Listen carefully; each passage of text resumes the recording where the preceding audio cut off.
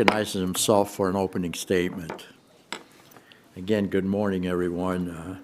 I'm pleased to hold this subcommittee hearing today to discuss an important topic that has been the subject of much debate in recent years: name, image, and likeness, or NIL, in college sports. This debate about whether student athletes should get NIL compensation has already been settled by the courts, leaving Congress to figure out how to navigate this new landscape. In the meantime, many have already taken advantage of these new opportunities. During college basketball's busiest time of the year, athletes have seized the moment on the court and rode their success all the way to the bank.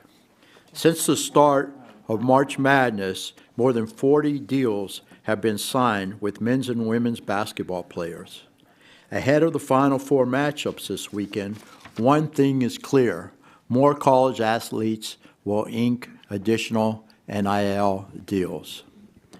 The main question before us today is how Congress should regulate this new economic frontier to ensure that NIL deals are transparent and fair, and that they do not compromise the integrity of college sports.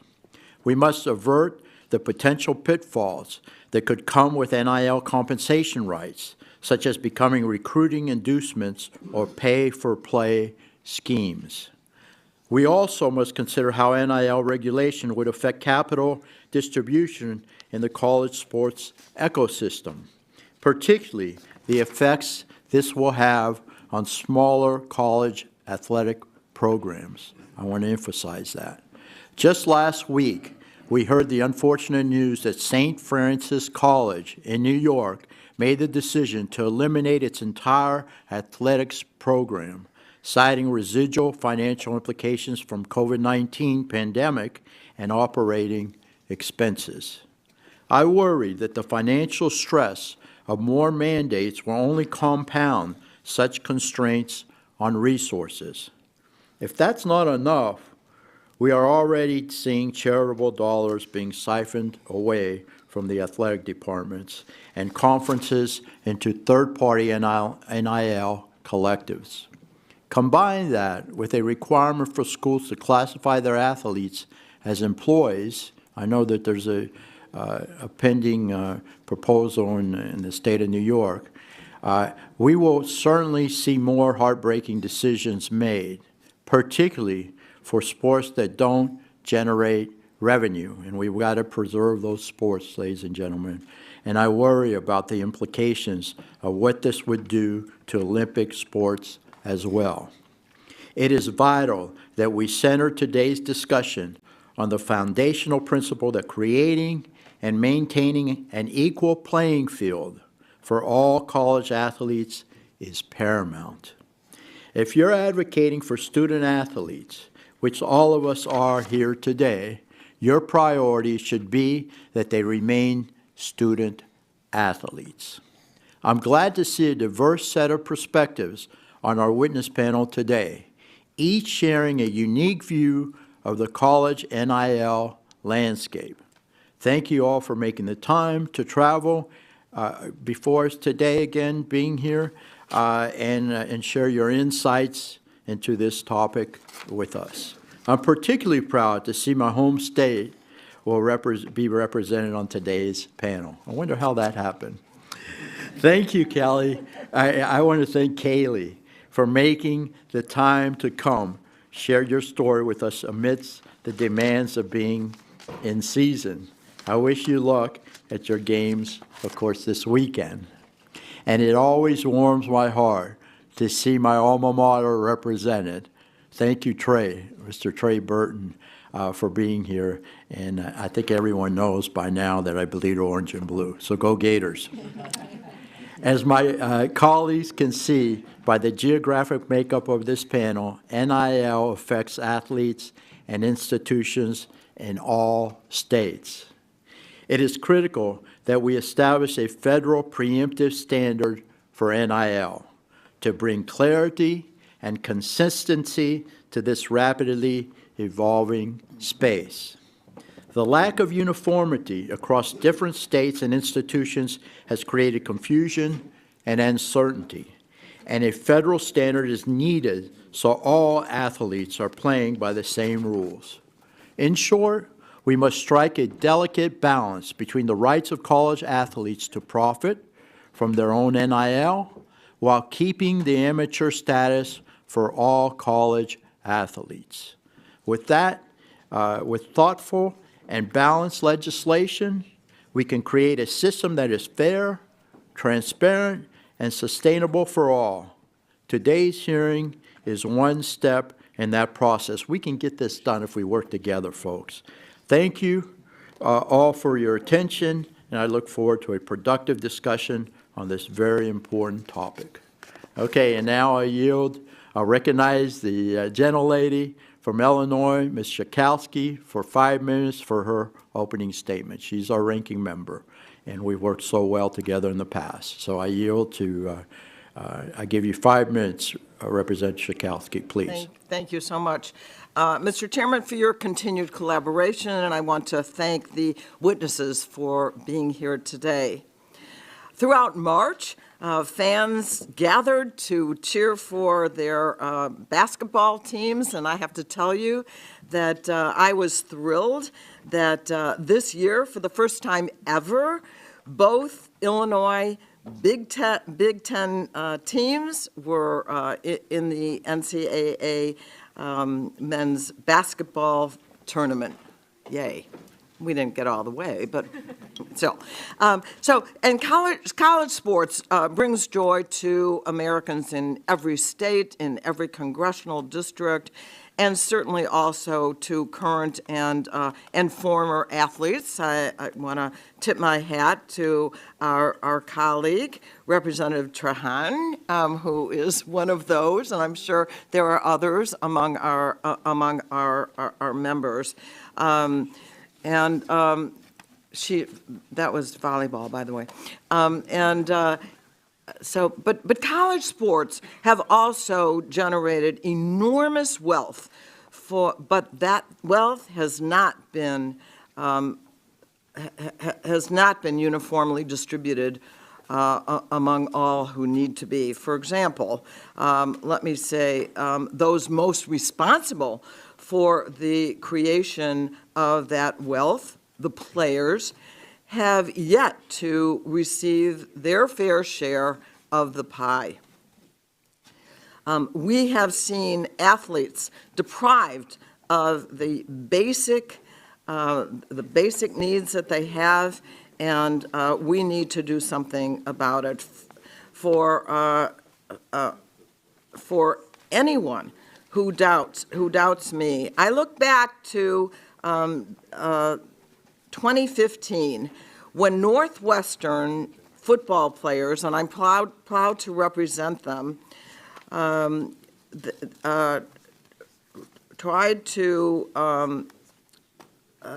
began an effort to unionize.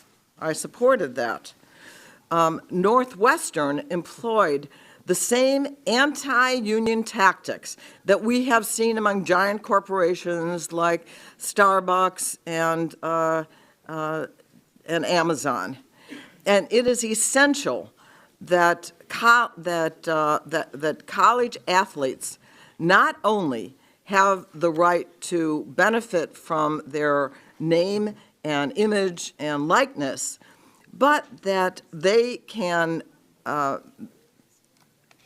that they can make sure that they get the benefits in other ways as well. For example, under NCAA rules, athletes are required to have basic health insurance. However, schools are not required to provide the health insurance. Unfortunately, these the two health insurance options offered by the NCAA provide insufficient coverage, and that is also time limited. Yet for some athletes, Injuries last sometimes even a lifetime, but certainly longer than the insurance covers. For years, Congress has been told, well, just let them regulate themselves, talking about the NCA and others, do it themselves. But only after a Supreme Court ruling where we finally see and the passage of some legislation of state laws in various states, have we did the NCA begin to allow some college athletes to make money from their name, image, and likeness. However, let me just see, am I still there? No, I guess, oh, I'm still there. Okay. However, huge disparities still exist between athletes in various colleges. So absolutely more needs to be done, and I really look forward to the debate that we're going to have in this committee to make sure how we're going to address these issues. I think the time has come for real change. I want to say that I have read all of your testimony, and I just wanted to tell you that I have to leave for a brief moment to go to the Budget Committee where I'm going to be asking questions, and then I'm going to come back and hear the rest of it. But thank you so much to our witnesses. And with that, I yield back, Mr. Chairman. Thank you. I appreciate it. Thank you, Ranking Member. I do want to say that the testimony is excellent, and I had an opportunity to read it as well, so we appreciate that very much. I now recognize our chairperson of the full committee, Mrs. Rogers, for her 5 minutes for her opening statement. You're recognized. Thank you, Mr. Chairman, and thank you for your dedication to the issue of name, likeness, name, image, likeness. I know this. Name, image, likeness. I know it's close to your heart to ensure college athletes have every chance to succeed professionally and academically. We're fortunate to have a few former college athletes on this committee, and I know it's an issue that's close to their hearts as well. I'd also like to thank Mr. Pat Chung from Washington State University, the athletic director for Washington State University, who's testifying today. Go Cougs. He's been a leader on this issue, his work at WSU and various roles with the NCAA. Just appreciate your insights. The Supreme Court blew the whistle on the NCAA in 2021 as it unanimously ruled it could no longer prohibit college athletes from receiving compensation for their NIL. The ruling could not have been clearer. The NCAA was overly restrictive in its prohibition of athletes profiting from their NIL. Unfortunately, the Supreme Court's ruling did not offer clear rules of the road. Instead, we've seen a roller coaster of state activity as states compete to have the most advantageous laws for their respective schools. For example, Alabama enacted an NIL law to provide guardrails and quickly had to repeal it within a year over concerns more restrictive laws could put them in a competitive disadvantage in recruiting versus other states. Not unlike other challenging issues before this committee, the patchwork of state laws is confusing for athletes, schools, and conferences alike. It's unreasonable to expect student athletes to balance their studies with navigating a maze of complex and conflicting laws. They are put in a potentially devastating position of running afoul of rules they would need a law firm to provide counsel on. Without a clear and consistent set of rules in place, the entire ecosystem is disrupted, and important elements of the educational experience are decimated. Non-revenue generating sports that help athletes get into and through a college degree program are being hurt. Advances thanks to Title IX will be reversed if there aren't consistent rules to benefit women's sports.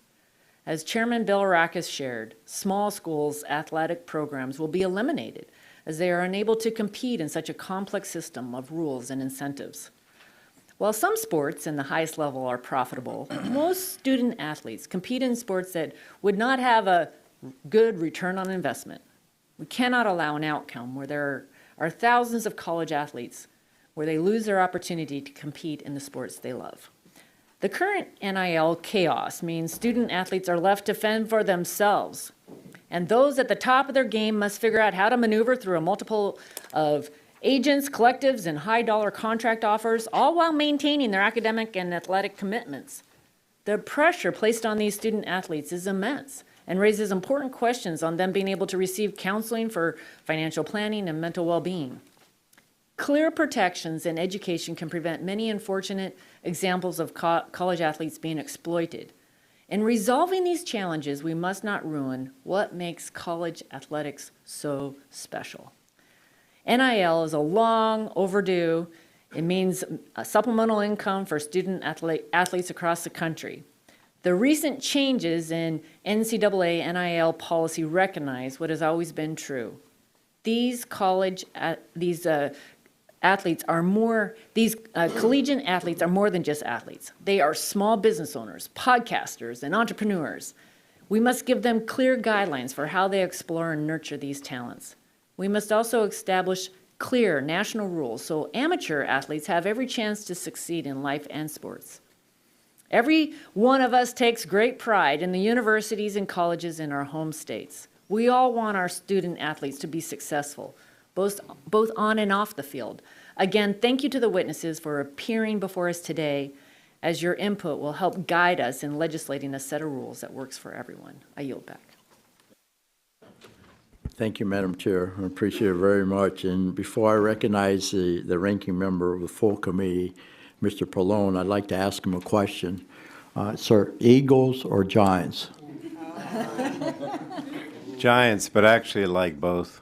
Okay, that's a politician there. Well, I'm in central Jersey, so we have people from Okay, well, for both teams. I am going to tell you that as you know, Mr. Burton is responsible for the Philly special, and he's an Eagles fan. So be nice to him. I will. No, thank you. You're always nice.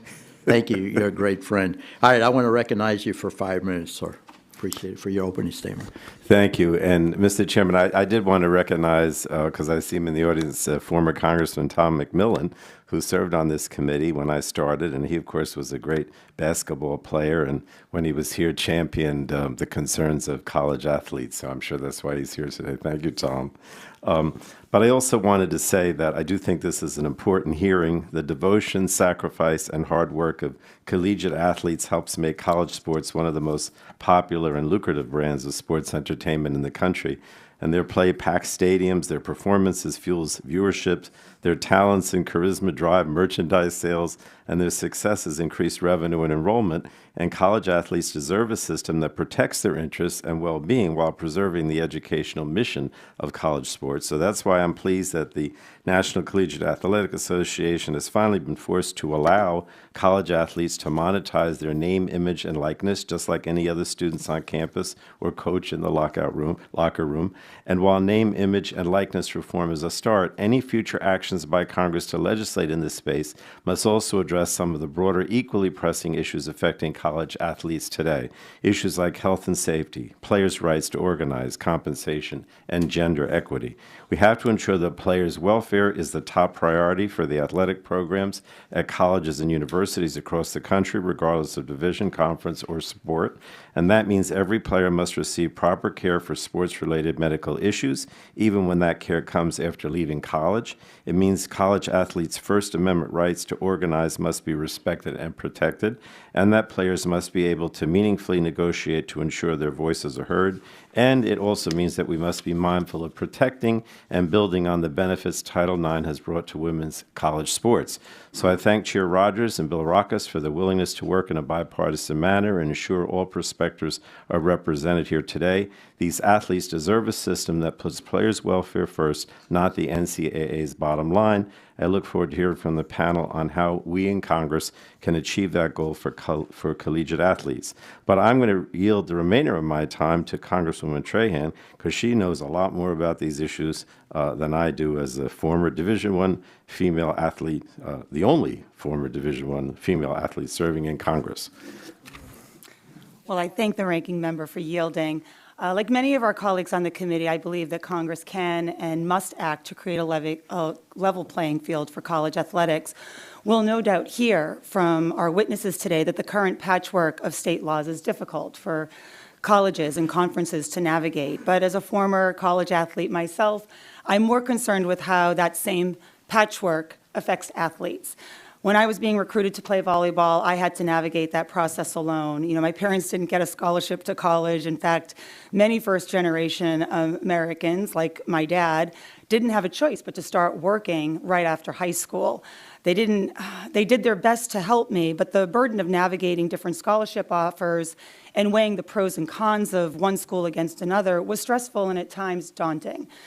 That was difficult enough 30 years ago without having to parse through the different state laws to determine if going to a school in New Mexico might be better from an NIL perspective than staying in my home state of Massachusetts. But that's the challenge that athletes are facing today. Make no mistake, the system of college athletics is better than it was 2 years ago, but there are emerging challenges, including inequity and collusion among collectives, predatory contracts, and Title IX loopholes that we should address. I would urge my colleagues that when we move the ball forward on this issue, we do so in a way that prioritizes the rights of athletes who have long been left out of discussions about the future of college athletics. There should not be a desire to return to the status quo that didn't work for so many college athletes. We can't put that genie back in the bottle, as they say, but we can work together to advance legislation that creates a level playing field, strengthens the rights of athletes, and preserves college athletics for generations to come. I want to thank the chair and ranking member for hosting today's hearing and the panel of witnesses for their testimony, and I yield back. Thank you so very much. So we have now concluded with member opening statements. The chair reminds members that pursuant to the committee rules, all members' opening statements will be part of the record. So our first witness is Jennifer Heppel, the Commissioner of the Patriot League. So you're recognized. Thank you so very much for being here. You're recognized for 5 minutes. Thank you. Thank you, Chairman Bilirakis and Ranking Member Schakowsky, and all the members of the subcommittee. It's a great opportunity to be here today. My name is Jennifer Heppel, Commissioner of the Patriot League, which is one of 32 Division I conferences within the NCAA structure. I've been fortunate to spend my entire career, 30 years so far, we'll see how today goes, 30 years so far in college athletics at the national, institutional, and conference levels. I was a women's ice hockey student athlete in college, and that experience laid the foundation for my professional growth. While the title of this hearing is specific to NIL, I have a sense we might touch on some other issues. So let me share some perspective from the Patriot League. There are over 8,000 student athletes competing on over 240 teams across the league. Collectively, that is 20% of our undergraduate student population. The Patriot League believes that participation in athletics is an important component of a well-rounded education. The integrated student-athlete experience, the academic and personal growth of student athletes is primary.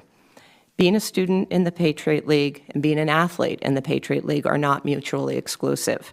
Our students are fully engaged in campus life. They live in dorms, eat in the dining halls, participate in study abroad, lead campus organizations, participate in internships, and they compete as Division I athletes. This year's Patriot League Women's Basketball Player of the Year spent last summer as a business administration intern in Barcelona. This was through a scholarship sponsored by the business school at Lehigh University. A key contributor on our men's basketball championship team from Colgate and a former Patriot League Rookie of the Year spent last summer as a bunk counselor at a camp for children with special needs. He plans to pursue a master's in counseling and move into private therapy when he finishes playing. Just a few years ago, on the day prior to being in the starting lineup for our men's basketball championship, I was honored to watch our then men's basketball player of the year from Bucknell present a project with his senior design team to leadership at a medical center in Northeast Pennsylvania. He earned his degree in biomedical engineering in 4 years and is now playing professional basketball overseas. We have 8,000 young people on our campuses that share similar experiences. Those are just 3. These are not employees of our institutions. They are students being provided comprehensive support so that they can experience and achieve academic and athletic excellence. Just like all students on our campuses, Patriot League student athletes are able to profit off their own name, image, and likeness. The League fully supports NIL opportunities. Many provide important professional networking, educational, career development, and service dimensions. NIL managed and regulated in a legitimate manner represents an area of constructive change and opportunity for student athletes. Unfortunately, the instability created by the multitude of state laws and the lack of transparency in the current structure is undermining the positive change. Finding a means toward appropriate national regulation around NIL is necessary to address these negative impacts. Today's challenges are unique, but the fact that such challenges exist is not surprising. This is a national model. There are differing institutional characteristics and priorities to consider, and resulting perspectives will vary. But our solutions for the challenges must preserve and protect the universally considered positives of intercollegiate athletics, its connectivity to the educational mission, and the provision of opportunity for hundreds of thousands of young people. Thank you. I appreciate it very much. Next, we'll have Dr. Makola Abdullah, the president of Virginia State University, and you're recognized, sir. Thanks for being here. You're recognized for 5 minutes. Thank you, sir. Chairman Bilirakis, Ranking Member Schakowsky, members of the committee and members of the subcommittee, I am Makola Abdullah. I serve as the president of Virginia State University, a historically black college located in Chesterfield County, just outside of Petersburg, Virginia. I serve as a member of the Presidential Board of Advisors on HBCUs, chaired by Tony Allen of Delaware State University, and I'm also the past chair of the Central Intercollegiate Athletic Association, the CIAA, the oldest and the first and the oldest, I guess that'd be the same thing, historically black university athletic conference in the country. Our current chair is Dr. Amita Bro of Bowie State, and our commissioner is Ms. Jackie McWilliams. Our Division II athletic programs at Virginia State University are led by Mrs. Peggy Davis, the best athletic director in the country, and we currently offer 21 intercollegiate athletic sports, including our recently added men's and women's soccer and men's and women's lacrosse. Again, I'd like to thank you for the opportunity to participate to discuss college athletes' rights to the name, image, and likeness. While I was afforded an abundance of opportunities during my collegiate career, my athletic talents, unfortunately, did not afford me the opportunity to participate on an NCAA sports team at Howard University. I am, however, an avid fan and supporter of college athletics and college athletes, and particularly the young men and women who suit up in the orange and blue, the Trojan orange and blue. As president, my goal is to be a part of an institution that changes lives through education and prepares our students to enter the world as savvy global citizens, lifelong learners, and generational change agents. At Virginia State University, our athletics program is supported by student fees. While college sports has become a multi-billion-dollar business, there are many institutions like ours where athletics is still very much an amateur extracurricular program. It is important to remember that there are 3 divisions of athletics, and they are not all created equally. For some universities, like Virginia State University, again, athletics is not revenue generating. We are not one of the major Division I institutions.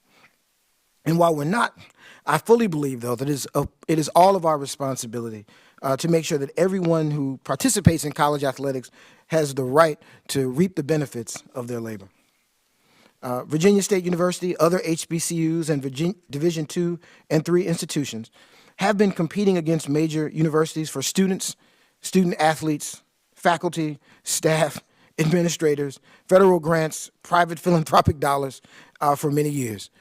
We are not afraid of competition, and we believe that we can successfully recruit student athletes who understand the transformative nature of our of HBCUs, who believe in our mission and understand the long-standing tradition of excellence at our university. I'm sure that all of you are aware that according to the NCAA, student athletes are not required to disclose the amount of their NIL deals. However, at Virginia State University, we are aware of 5 student athletes who have currently disclosed an NIL deal. That is a total of from over 300 athletes, student athletes at VSU. If I was to estimate the total value of these NIL deals, I'm sure that it would be less than $10,000. The NIL experience is unique to individual institutions because the revenue generated differs among all of our institutions. It's paramount that we provide our athletes with the proper tools to manage the responsibilities that come with these NIL deals. Therefore, at VSU, we provide financial literacy and marketing education for our student athletes. We continue to teach and educate young men and women to maximize their ability to make money from their talents and brands. And I better move quickly. As leader of a proud HBCU, we have been concerned about our institution's systematic underfunding since our founding. At the state level, our previous Governor Ralph Northam and our current Governor Glenn Youngkin and our state legislature have tried to address the issue. I do know that on the federal level, Congresswoman Alma Adams, Congressman French Hill, and Senators Chris Coons and Tim Scott of the bipartisan HBCU caucus and our Virginia delegation, led by Congressman Bobby Scott, Congresswoman Abigail Spanberger, and Congresswoman Jennifer McClellan, with Senators Tim Kaine and Mark Warner, are stalwart advocates for addressing these issues. While that is not the issue on the table today, it must be considered in the context of this conversation because students and student athletes look at all that a university has to offer when considering where to attend college. Your sports facilities, your stadiums and classrooms, your libraries and infrastructure.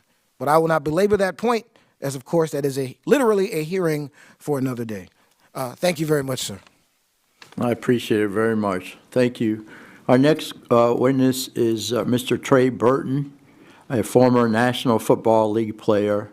And did I mention he played his college ball at the University of Florida? Okay, well, anyway, sir, thank you for being here. We appreciate it, and I recognize you for 5 minutes. Thank you. Good morning, Chair Rogers, Ranking Member Pallone, Chairman Bilirakis, Ranking Member Schakowsky, and distinguished members of the committee. I want to thank you for the opportunity to testify before you today on the issue of name, image, and likeness. My name is Trey Burton. I'm a former collegiate athlete from the University of Florida. Go Gators. I was then fortunate enough to play 7 years in the NFL, 4 years with the Eagles, 2 years with the Bears, and 1 year with the Colts. I currently reside in Tampa, Florida with my wife and 3 children. The University of Florida has a very special place in my heart. From the age of 6, I dreamed about wearing the orange and blue. I'll never forget the day that Urban Meyer called and offered me a scholarship, which I committed right on the spot. The list of things that make UF special to me are too long to talk about today, but 2 things that will forever have a lasting impression on my life are the Gator brand and the relationships I've made there during my time. One of the reasons I believe I am credible to talk about the issues in question today is the fact that I have seen my sport from the lowest level at the age of 5 to the highest level when I retired at the age of 30. I had my breakout game in my freshman season and had a great amount of success early on in my time at the university. I would have been a perfect candidate and benefited greatly from NIL. I got married and had my first child my junior year at Florida, and the resources I could have potentially received would have benefited my family and gone a long way at that time. As a 7-year NFL veteran, I can also testify to how the sport changes if you're fortunate enough to make the jump from amateur sport to professional sport. The peace of mind a scholarship gives you compared to a non-guaranteed NFL contract is like comparing apples to oranges. They are completely different worlds. The business side of the NFL is complex, but having successfully walked through those contracts, it is important for me to speak on those differences and properly equip student athletes for that transition. We have an opportunity with NIL to ensure that the business deals benefit student athletes rather than harm them or set them up poorly in the long run. As many of you are aware, college football has changed, or college athletics have changed dramatically over the last 18 to 22 months. There's been a lot of debate over whether these changes have been good or bad for collegiate sports. The evolution of NIL has happened so fast that many would argue that it's like the wild, wild west for colleges and student athletes alike. The line between amateur sports and professional sports seem to be getting blurrier and blurrier every day. States like California have proposed legislation to equal revenue sharing between athletic programs and student athletes. There are even efforts to make all student athletes employees of universities that they attend. I'd like to first start by stating that I believe NIL is here to stay. and I believe that college athletes should be able to get paid as much as legally possible from their marketplace for their name, image, and likeness. In my opinion, the good that has come with NIL has heavily outweighed the bad. We are now seeing athletes able to profit not only off their name, image, and likeness, but also off business ventures, endorsement deals, and marketing opportunities, which I, 10 years ago, never had the chance to do. There are also amazing stories of athletes giving back to their communities and spreading awareness to organizations that are near and dear to their hearts. Some of these young adults are even able to use their funds to take back home and to take care of their family, which would have never been possible prior. When I was playing, athletes had to choose whether to make money or pursue the sport of their dreams and gain an education. I'm so glad that's no longer the case now. On the other hand, some of the negatives I've heard and seen with NIL are first and foremost how every state has their own laws and rules and regulations regarding how NIL is used. This is especially dangerous with the use of NIL in recruiting. There's evidence that NIL is currently being used as a recruitment tool for both high school athletes as well as potential transfer athletes. NIL was never intended to be used as pay for play. One of the worst examples of pay for play would be to make these athletes employees of their universities. Not only do universities not want this, but I believe that this is where amateur sport crosses the line into professional sport.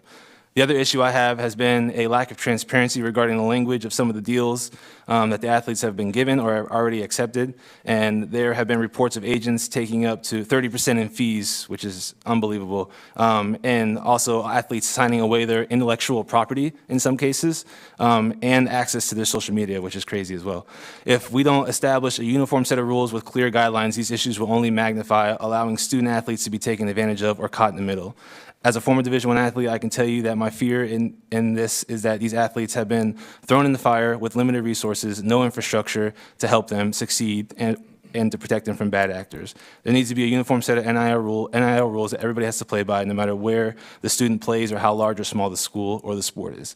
We need to make it a priority now more than ever to educate our student athletes how to take proper advantage of their financial opportunities. Thank you. Appreciate it very much. Hey, Trey, I dreamed about it too, but it never happened for me. I ended up in Congress. Our next witness is Kaylee Mudge, a student athlete from Florida State University. And thank you so very much for being here, particularly since the season's still going on for you. So I recognize you for 5 minutes. Thank you. Thank you. Chairwoman McMorris-Rogers, Ranking Member Pallone, Mr. Bilirakis, Ms. Schakowsky, and distinguished members of the Energy and Commerce Committee. Thank you for providing me with the opportunity to testify before you on the important topic of protecting NIL rights for college athletes. Good morning. My name is Kaylee Mudge. I'm a redshirt junior outfielder on the Florida State softball team, and I'm from Winter Springs, Florida. I'm currently majoring in exercise science and will be graduating this spring. My goal is to go to nursing school when my eligibility is finished. I would first like to thank you for the opportunity to be here today and speak to you about my experiences as a college student athlete. Florida State has truthfully changed my life in the past 4 years. I have seen myself grow into the best version of myself as a student, as an athlete, and as a person. I chose Florida State because from the moment I stepped on campus, it felt like home. I wanted to find a program in an institution that felt like a community, and I found that at FSU. The professors, coaches, administrators, and students have made my 4 years such a great experience. The culture of the softball program specifically is such a family, and I'm blessed to find that in a national championship program. My coaches, athletic trainer, nutritionist, strength coach, and teammates have all helped me become my best self, and I wouldn't be where I am today without them. I came into FSU as a partial academic and athletic scholarship recipient. When NIL came into play in 2021, I was very excited for the chance to start earning money to help further pay for my education. My experience with NIL has been a very positive experience. I have gotten the opportunity to learn so much about the professional world as a college student, including how to read contracts, how to negotiate deals, and how to earn and save money. As an Olympic sport athlete on a partial scholarship, NIL has been extremely beneficial to me because I am able to help pay for my tuition to hopefully come out of college with little debt. One specific deal that I am involved in now has given me the opportunity to start saving money for nursing school when I'm done playing softball. NIL has served as an effective means for comprehensive life skills education, given the multifaceted nature of this issue. This includes financial literacy training, contract review, personal branding, business formation, and responsible social media strategies. Like many universities across the NCAA, Florida State University has developed a comprehensive education program to provide student athletes with knowledge, resources, and support to navigate the NIL environment. This includes the creation of 3 separate NIL-related courses in partnership with the College of Business and School of Entrepreneurship, support for contract review through the College of Law, co-branding opportunities through use of institutional marks and logos, and expansion of current university partnerships to develop opportunities relative to NIL.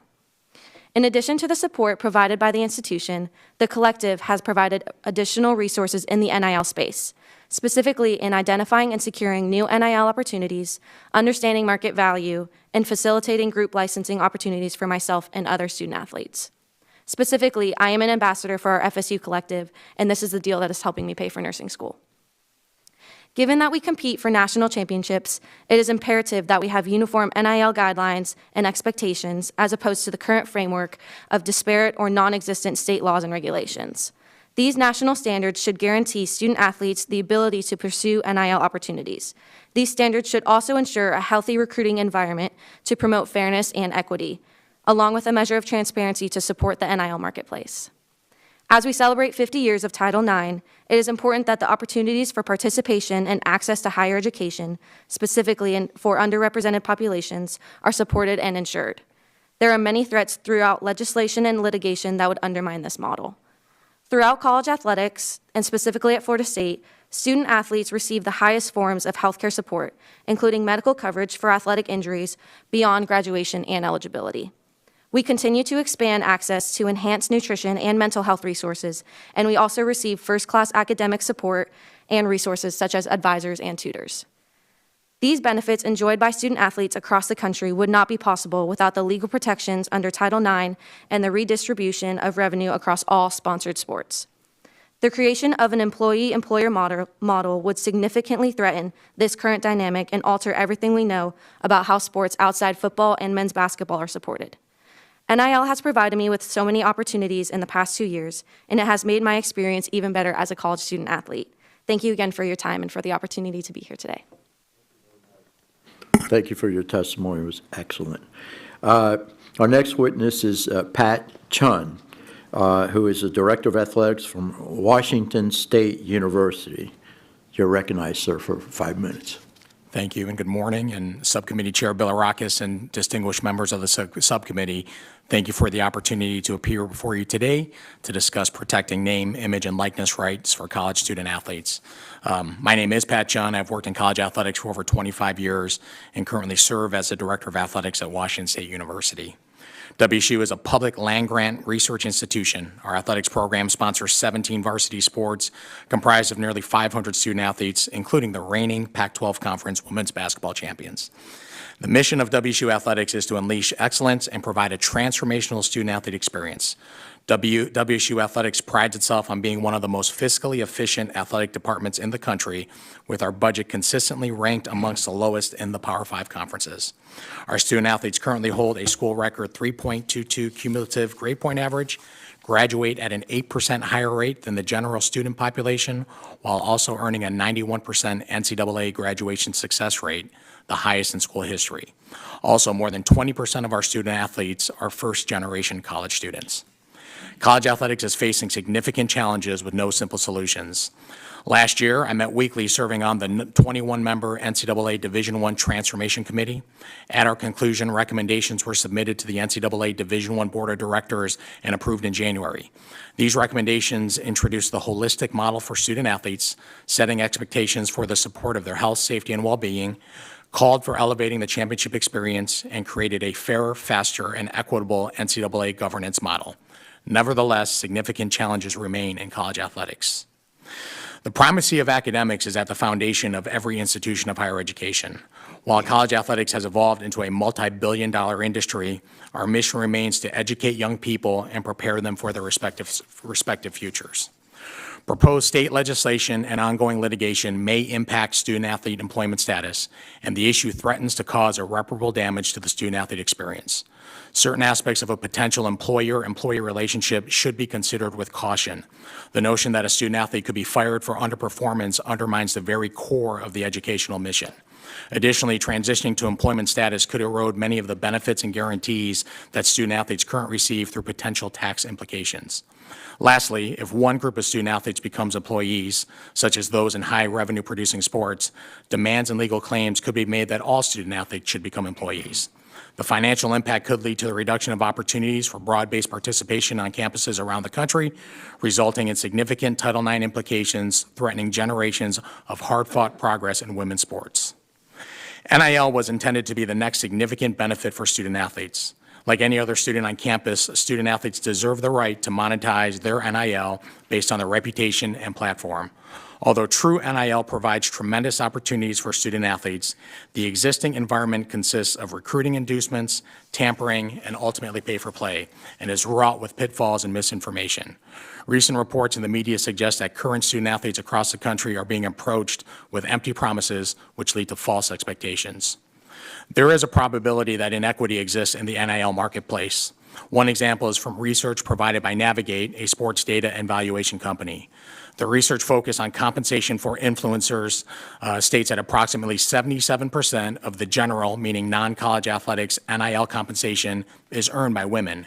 Comparatively, the research suggests women student athletes are receiving just 16.2% of the college athletics NIL compensation. These numbers support the widespread belief that the collegiate athletics NIL market is not reflective of the true value of a student's NIL. Without disclosures, institutions and student athletes are not able to properly assess NIL opportunities for fairness and equity. By shielding accurate and required transactional information, third parties have profited from the uninformed decisions of student athletes. Only with transparency, oversight, and uniform regulation will unscrupulous third parties begin to act with the best interest of student athletes at heart. On behalf of Washington State University and our president, Kirk Schultz, we are committed to being a part of the solution. We respectfully ask Congress to partner with the NCAA and our member institutions to develop federal standards that provide transparency and enforceable safeguards to mitigate the negative impact of the existing NIL environment. This will help ensure student athletes benefit from the full potential of their NIL. It is also vital that we affirm the current relationship between student athletes and institutions. WSU supports meaningful oversight that provides protection and value to the student athlete and ensures that institutions and outside entities are complying with standardized rules and governing policies. Thank you. Thank you, sir. Appreciate it very much. Our final witness is Jason Stahl, Executive Director and founder of the College Football Players Association. You're recognized, sir, for 5 minutes. Thank you. Thanks for being here. Of course. Chairman Bilirakis, Ranking Member Schakowsky, and members of the Subcommittee on Innovation, Data, and Commerce, I appreciate the opportunity to testify here today on behalf of the College Football Players Association, or CFBPA. My name is Jason Stahl, and I'm the institution's founder and executive director. Since our founding, we've been building an independent, voluntary, nonpartisan, membership-driven Players Association that brings together past, present, and future college football players from all levels of play. Our leadership committee, or LC, is comprised of committed alumni members and current player members of the CFBPA. The LC has guided the development of our 7-point platform for change. I'm proud to have 2 members of our LC here today. Justin Falcinelli played college football at Clemson University, where he was a 2-time college football playoff national champion. Here also, from our LC, is Jordan Meacham. Jordan played first at Sacred Heart University and then finished his playing career at South Dakota State University, where he was an NCAA Division I FCS National Championship runner-up. Both of these men have many academic honors to their name. Today, I'm here to deliver a simple message that the problems of college athletics are not so large that they cannot be solved by those within the industry. At the CFBPA, we've developed a platform which attempts to address all of these problems and are ready to sit down at the bargaining table with administrators to discuss them. In my written testimony for the record, I focused on all 7 of our proposed reforms, and I hope today to have the opportunity in the Q&A to address all of these. However, given the brevity of my oral testimony, I'll only be focusing on 2 of the 7 here today. In July 2021, college athletes for the first time had access to the free market to monetize their name, image, and likeness, NIL. The NCAA had denied college athletes this basic economic freedom enjoyed by every other American, spending millions of dollars in legal and lobbying fees to falsely keep athletes' NIL market value at 0. college athletes fought to show, and the Supreme Court agreed, that NCAA compensation rules violated antitrust law, and with the writing on the wall, the NCAA finally dropped its NIL monetization restrictions. The vast majority of evidence suggests athletes monetizing their NIL has had an overwhelmingly positive effect on athletes and their families. To the extent that there are problems in the NIL free market that call for new quote-unquote consumer protections, they are extraordinarily manageable by industry stakeholders, including players, through their independent players associations. It is the position of the CFBPA that the federal government should stay out of the NIL free market, as they would stay out of the NIL free market for every other American citizen. At the CFBPA, we believe that there should be no federal government legislative rollback of the gains college athletes have made in the NIL free market. If new rules and regulations are needed for athletes monetizing their NIL, administrators at the NCAA and in the conferences should sit down with players through their independent players associations to discuss and come to agreement around such changes. Once agreements are made, the CFBPA could assist with enforcement and with screening attorneys and agents to protect the interests of the athletes. Another related area of focus within our platform pertains to new media rights contracts. Media rights contracts for Power 5 football conferences and the College Football Playoff Championship have exploded in recent years and will continue to do so into the future, particularly with the CFP expanding from 4 teams to 12 in 2024. In the coming years, FBS football, particularly at the Power 5 level, will be awash in many new billions of dollars. The players that generate this wealth deserve to share in it. The CFBPA and independent players associations representing other televised sports that are part of these media rights deals should sit down at the bargaining table and hammer out revenue sharing agreements. There will be plenty of money in the system to share for all those athletes whose name, image, and likeness are used in media broadcasts without impairing overall operations of athletics departments. Unfortunately, as it pertains to athletic departments and conferences, the NCAA has recently declared that they're not allowed to make direct NIL payments to athletes for their appearance in media broadcasts. Lifting this barrier would be a good first step to open up competition between conferences and individual football programs for player talent, and also to address other flagrant systemic issues. Change is here in college athletics, and it's time for administrators at the NCAA, conferences, and member institutions to embrace this change. Player empowerment is only going to grow, and there can be no return to the paternalism of the past through federal legislation or other matters. At the CFBPA, we're ready to sit down at the table with administrators who are interested in moving ahead into the future. Thank you. I want to thank all the witnesses for their testimony. We'll move into the question and answer portion of the hearing. I'll begin the questioning and recognize myself for 5 minutes.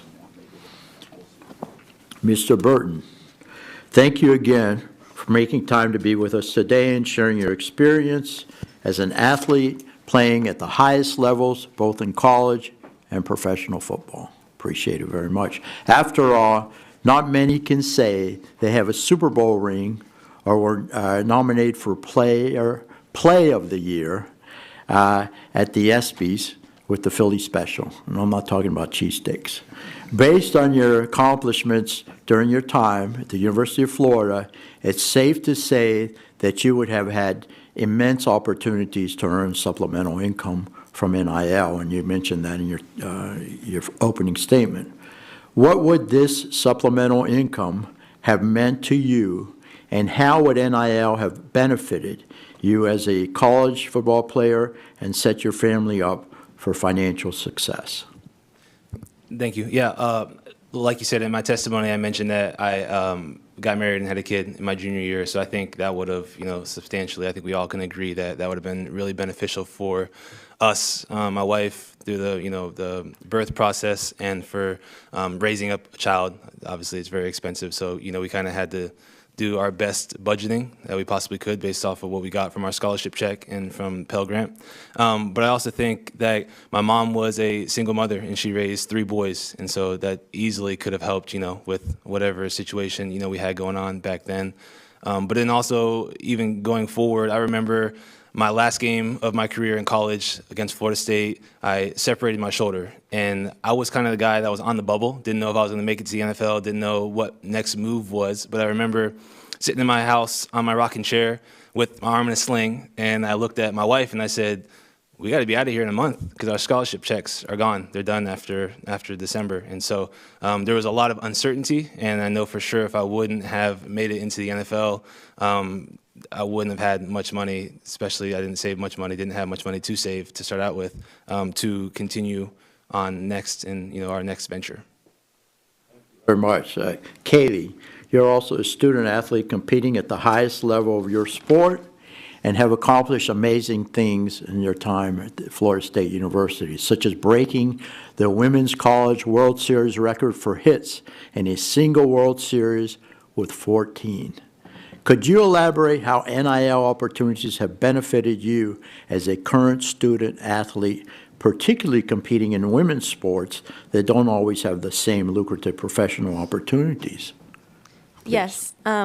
When NIL came into play in 2021, I was super excited. I didn't know a lot about what the rules were going to be and such, but being a partial scholarship student athlete has really helped me to help pay for my tuition and help pay for my rent and things that I don't have the luxury of paying for myself. So NIL has definitely benefited me, and specifically with the deal with our collective, being able to help me pay for nursing school when I'm done with softball is going to be extremely helpful because I won't have a partial athletic scholarship when I start nursing school. So NIL has benefited me in a very positive way. Thank you. Thank you very much. Trey, you shared in your testimony that when you were playing, athletes had to choose whether to make money or go to school to pursue an education while playing the sport of their dreams. I think this is an important reminder that an essential part of the college athlete experience is the ability to pursue higher education while playing the sport they love. What did you get out of being a student during your time there at the University of Florida, and how can we prevent disruptions that these educational benefits in this debate about how to treat college athletes, please? I got a degree, which is the most important during my time there. I think also, like I said, the relationships that I was able to have, the professionals that I've been able to meet with, through my athletic scholarship and because I played football there at the university. What was your second question again? Sorry. Yeah, well, just, I'm just going to paraphrase. What did the University of Florida or any college, if you had gone to any college, offer you as a college athlete? Yeah, so tutoring was by far the number one thing for me that was offered. I know for sure I have a reading, not disability, but I have a reading problem. I'm dyslexic for the most part. And so having a tutor be able to talk to me in the way I needed to be taught was super beneficial, having them 24/7. That was probably by far the number one thing that was most beneficial for me as a student athlete. Very good. Kaylee, as a current student athlete, do you have anything to add on the benefits you currently receive as a student, and how some proposals that change that model may affect your ability to continue to receive such benefits? Yes, I feel that the college student athlete model that we have today works.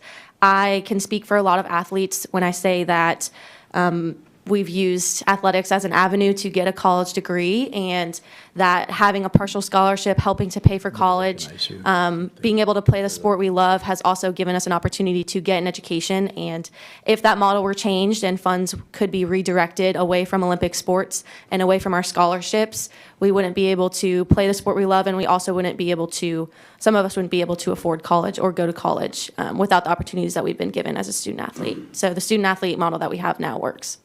Thank you so very much. All right, now I'll recognize Representative Castor from the great state of Florida for her 5 minutes of questioning. Well, thank you, Chairman Bilirakis. Leave it to you to bring Gators and Seminoles together. And as Tampa Bay's Congresswoman, I want to say to you, Mr. Burton, thank you so much for your philanthropic activities back home, including the Mort Elementary Community School. And Ms. Mudge, as an FSU alum, I'm very proud of your personal accomplishments and proud of to watch how FSU, once known as a football powerhouse and doing all right this past year, but they've really become a women's soccer and a women's softball championship school. And that's not by accident. You said in your testimony, as we celebrate 50 years of Title IX, it is important that we ensure the opportunities for participation and access to higher education, particularly for underrepresented populations, that they're fostered and ensured. There are many threats through legislation and litigation that would undermine this model. Title IX did not just elevate women in collegiate sports, but it elevated collegiate sports overall. And my friend and colleague, Ms. Trahan, is living proof of that, and she knows it well. Title IX prohibits discrimination at federally funded schools and in collegiate athletics. Name, image, and likeness policy should not undermine the progress we've made or warp this, the operation of this important civil rights law. Commissioner Heppel, do you believe that women have NIL opportunities as lucrative as their male counterparts, and what should we be thinking of as we craft some guardrails here federally to ensure that women and girls have every opportunity to participate? Thank you.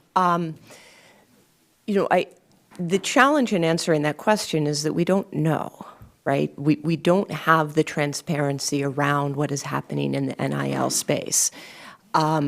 The anecdotal evidence and some of the data through what I would call voluntary reporting is that no. What we are seeing is that NIL is being used as many, not all. I will the caveat there, but recruiting inducements to enroll out of high school or its transfer, and that I think undermines what really is the great opportunity that NIL presents, and so the need for transparency in a national structure in this area. Within the Patriot League, I can say that we have, we invested as a league in a software platform where reporting could take place. We cross 4 different states, the District of Columbia, Army and Navy are members of the Patriot League. The cadets and midshipmen are federal employees. So the regulations around federal employees engaging in NIL is another. Okay. Dr. Yeah. Abdullah, what do you think we need to, what kind of guardrails do we need to have in place moving forward to ensure equity? I think one of the critical things is that we need to make sure that as students negotiate their NIL deals, as they work with different institutions, that the information is transparent, that they can compare information from one institution and or collective to another. And I think that if we're able to do that, then students and student athletes can successfully negotiate their value on a higher level. Ms. Mudge? Yes, I think for guardrails, I think it would be very helpful for a level playing field. Just with what we have now of different states having different rules, I think that can completely alter where recruits want to choose their schools based on what state has certain laws. And I think even with the transfer portal, like people deciding where they want to go, and I think it would be very helpful if we just had federal guardrails and legislation to keep everybody on the same page, to have a level playing field. Specifically, I can think of transparency with fair market value. I personally don't know my fair market value. I had never been taught that. I still haven't. And having the education to know how much I could ask would be very helpful in the guardrails. And Mr. Chun, you'd said only 16.2% of NIL deals go to female athletes. I'm out of time, but could you provide some guidance in writing for the committee on this Title IX inequity issue? Yes. moving forward. Thank you very much. I yield. Thank you. Thank you. Now I recognize the chairperson of the full committee and a great friend of mine, and I appreciate her giving me the opportunity to chair the subcommittee. So I want to recognize my friend Kathy McMorris Rogers for 5 minutes. Thank you, Mr. Chairman, and Mr. Bilirakis. You're doing an awesome job leading us. Thank you for today's hearing. I wanted to start with Mr. Chun. Just thank you for being here again, and while there's certainly differences in resources even within the Power Five, you represent an institution with lots of resources for their student athletes. Would you just walk us through the ways that you're helping support and educate young student athletes at WSU as they're approached by agents, collectives, and large dollar NIL deals? Well, first and foremost, Madam Chair, thank you for the leadership you provide to Eastern Washington, and we appreciate your leadership on this topic. At Washington State, our goal is to empower, educate, and protect our student athletes. Our program is actually similar to what is going on at Florida State. We take great pride in, prior to the NCAA allowing NIL, we partnered with our Carson College of Business. We have a credited course on campus that goes through all the major points of NIL, from tax education, managing your social media, contracts. So that is really probably our biggest piece. We also have full-time staff that we currently employ that works directly with our student athletes. As you're aware, in the state of Washington, we do not have an NIL law, so we are governed by state ethics laws. So that is prohibitive on what we can do in terms of directing our student athletes with collectives and with deals. But ultimately, we provide as much education and introductions as possible with our student athletes while complying with Title IX, NCAA rules, and state of Washington rules. Thank you. Would you speak to what you believe would become of school programs, conferences, if we fail to provide federal certainty to the NIL landscape? And how do you see the NCAA factoring into this future? Well, let me make clear, true NIL is extraordinarily positive for our student athletes, and that needs to continue. It's what is going on with recruiting, inducements, with some of these collectives that are ultimately are fraudulent in what they're doing with NIL. And that is, I mean, I read this morning, I'm tracking on Florida Atlantic University. I used to work there, and their extraordinary run to the Final Four. In the Palm Beach Post this morning, the head coach is already talking about tampering by third parties to his existing roster. That's been happening for weeks. And we have rules today in the NCAA that don't allow tampering, that don't allow inducements, but because of the disparate state laws, the NCAA is at a point now where it is incapable of enforcing those rules. So where this thing heads is concerning, because as we continue to spiral away from any type of commonality with recruiting, with the impact it's having on student athletes in terms of just the amount of noise they have to deal with, as stated earlier, the value of the degree is what our focus on in higher education. But I do see impacts if where we're headed ultimately leads to 5 conferences, or a subset of schools in those 5 conferences having to deal with this environment in a different way, does have a negative impact on the rest of Division I, Division II, and Division III. I mean, it's clear the business model of NCAA is what we'll see this weekend at the men's Final Four. Yep. That funds the entire operation. Thank you. Thank you. Dr. Abdullah, does Virginia State have the resources to support student athletes in the same way that bigger schools do, and are athletes seeing the same level of NIL deal engagement? No. Thank you, Madam Chairwoman. No, ma'am. Virginia State University, as a Division II institution, we support our athletes and our athletic program almost entirely on student fees. The amount of funds that the students have in terms of scholarships and the facilities is quite a bit different than you would find at a Power 5 conference. And the level of NIL deals that our students have is quite a bit different. We do not have an NIL collective at Virginia State University, and so many of our athletes are successfully trying to negotiate their own value on the open market. Thank you. Very good. And Ms. Mudge, just in the time remaining, would you speak to Title IX and just how you believe, or just how it could potentially be reversed in coming years? if we don't get this right? Yes, I think that Title IX has definitely paved the way, and I'm super grateful for those who have paved the way before me. And I've had a great experience in my 4 years as a college athlete, and I would hate to see it reversed by new models coming in to take away opportunities for the Olympic sports, especially for women's sports as well. So I would hate to see college athletes not have the experience that I have in the future. So I'm just grateful for everything that I've gotten through Title IX. Thank you all for being here. I yield back. I thank the chairman for yielding back, and as a former wrestler, I'm very attentive to the clock. There were times I wanted to hear that horn sound. And so I'll warn my colleagues, I'm not quite as deferential as our chairman of this subcommittee, so we're going to keep the clock here. And so now I turn over 5 minutes of questioning to the ranking member, Representative Schakowsky. I'm nervous now. Okay, I'm watching. I'm moving, actually, a little away from you. No. I wanted to ask Mr. Stahl a couple of questions. I'm wondering, and you're representing Players Association, Yes, right? ma'am. Yeah. What specific things should college sports do to improve the health care and the safety of our student athletes? Well, I'll speak specifically to our football player members, the CFBPA. I think twofold. First, we should look at the practice environment. We have a platform plank that's structured around this.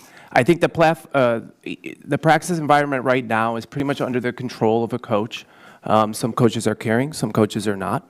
And I think that having independent third-party representatives from the CFBPA in those practice environments, making sure rules and regulations regarding health and safety were followed, particularly in football, where we all know that brain injuries are so prevalent.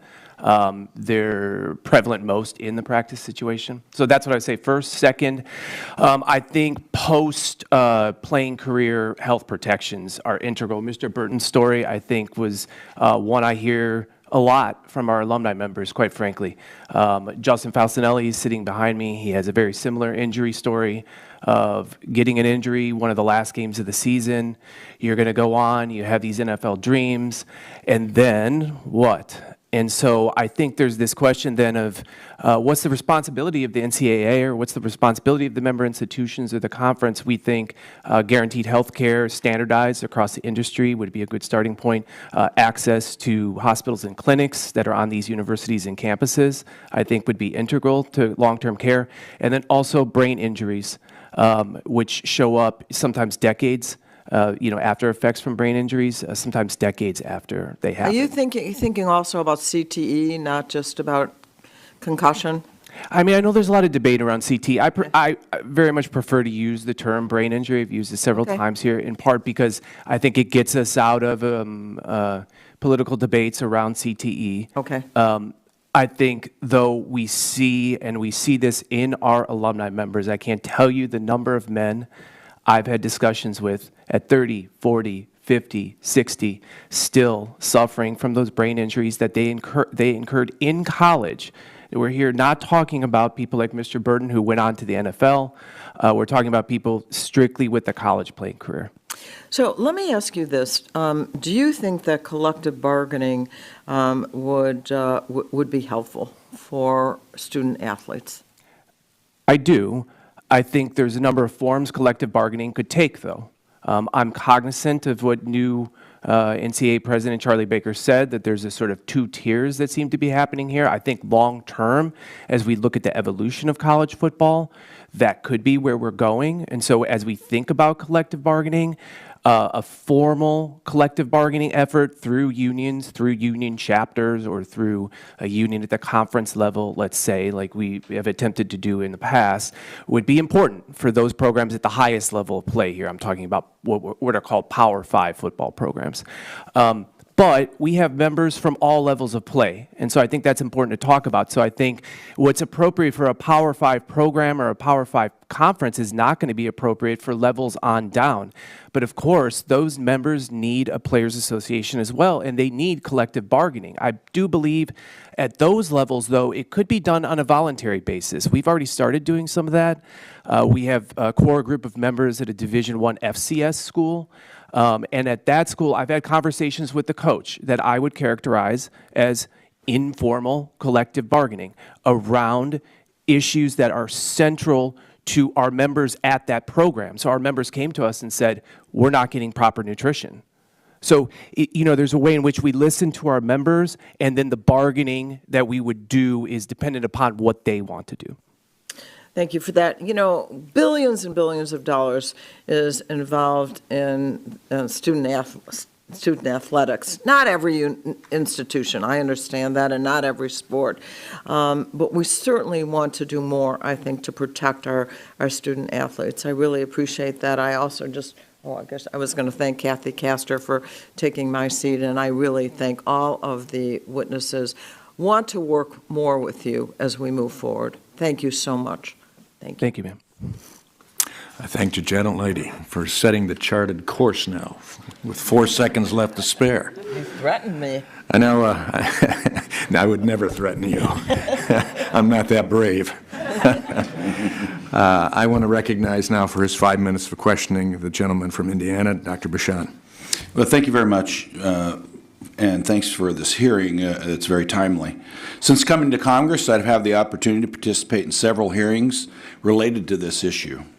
Back in 2014, related to the attempted unionization of Northwestern University athletes is what I'm going to comment on.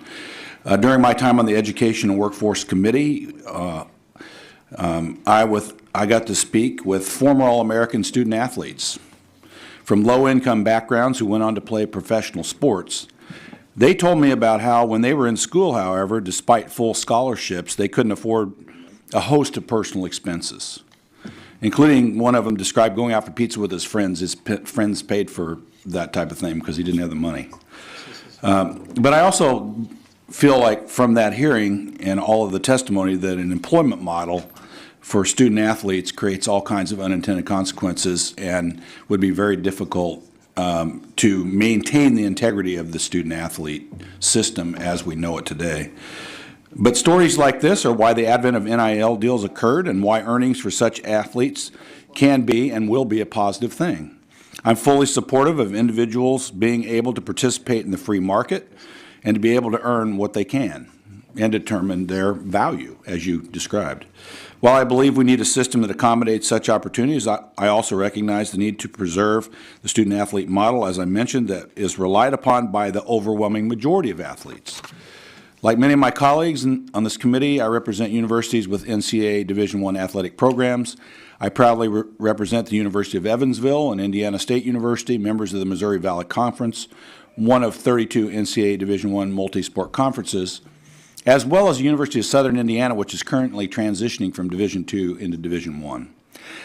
Though you may not have seen many Valley teams competing on TV or know that its top athletes continue to compete at a professional, Olympic, and Paralympic levels, the Valley is representative of the typical collegiate athletic experience for most student athletes across the country. They attend classes, they graduate, and they compete for championships across 17 sports at the Division I level. There are approximately 200,000 student athletes competing in Division I. 80% of them are thriving and finding tremendous success in conferences similar to the Missouri Valley. So, Dr. Abdullah, I recognize there are differences in the levels of student support available from schools whose athletic programs do and do not generate revenue. Is there a risk of young athletes unintentionally locking themselves out of financial aid or future NIL opportunities if resources are limited, especially at smaller schools? Thank you, sir, for the question. If that makes sense. It does. I think it's critically important that we provide the right opportunities for our students. One of the things that my athletic director tells me all the time is that we have to be wary of those who purport to protect student athletes, and instead what we need to do at Virginia State is to provide them with the knowledge and information so that they can protect themselves. I have run into a gentleman yesterday at the hotel, Mr. Jamar Samuels, who was had an unfortunate incident in 2012 where he was ruled ineligible for accepting $200. At that time, we all know that before NIL, that all of us were dealing with rules and regulations that we thought to purport to protect students, student athletes, and in fact, they weren't doing that. And so I think that with transparency, even those schools that have limited resources such as ours, that we can compete on the open market, albeit quite differently than some of my colleagues here, and that we can provide quality opportunities for those young people who choose to come to Virginia State University. Sure, we don't want athletes to make mistakes that would compromise their futures. Ms. Heppel, do you believe that institutions distributing NIL support resources should do so among all student athletes and not just those participating in revenue-generating sports? Thank you. Absolutely. I mean, what we're talking about are educational resources and tools to be successful in life as a student, but then beyond, and those should be equally accessible to all student-athlete participants. What are some potential guardrails to consider to ensure that institutions do not focus the overwhelming majority of their NIL support resources for athletes to revenue-generating sports? I mean, it's a tough problem, right? Well, but it is consistent with challenges, and we already, as leaders in athletics, focus on the well-being of all of our student athletes, regardless of the sport. Thank you. I yield back. Gentleman, time's expired. The chair will now recognize Ms. Blunt Rochester for 5 minutes. Thank you, Mr. Chairman. While I was not an athlete, I did graduate from the Cinderella school that busted everyone's bracket, Fairleigh Dickinson University, and I was born in Philadelphia. So on behalf of all of us, we thank you, Mr. Burton, for the Philly special.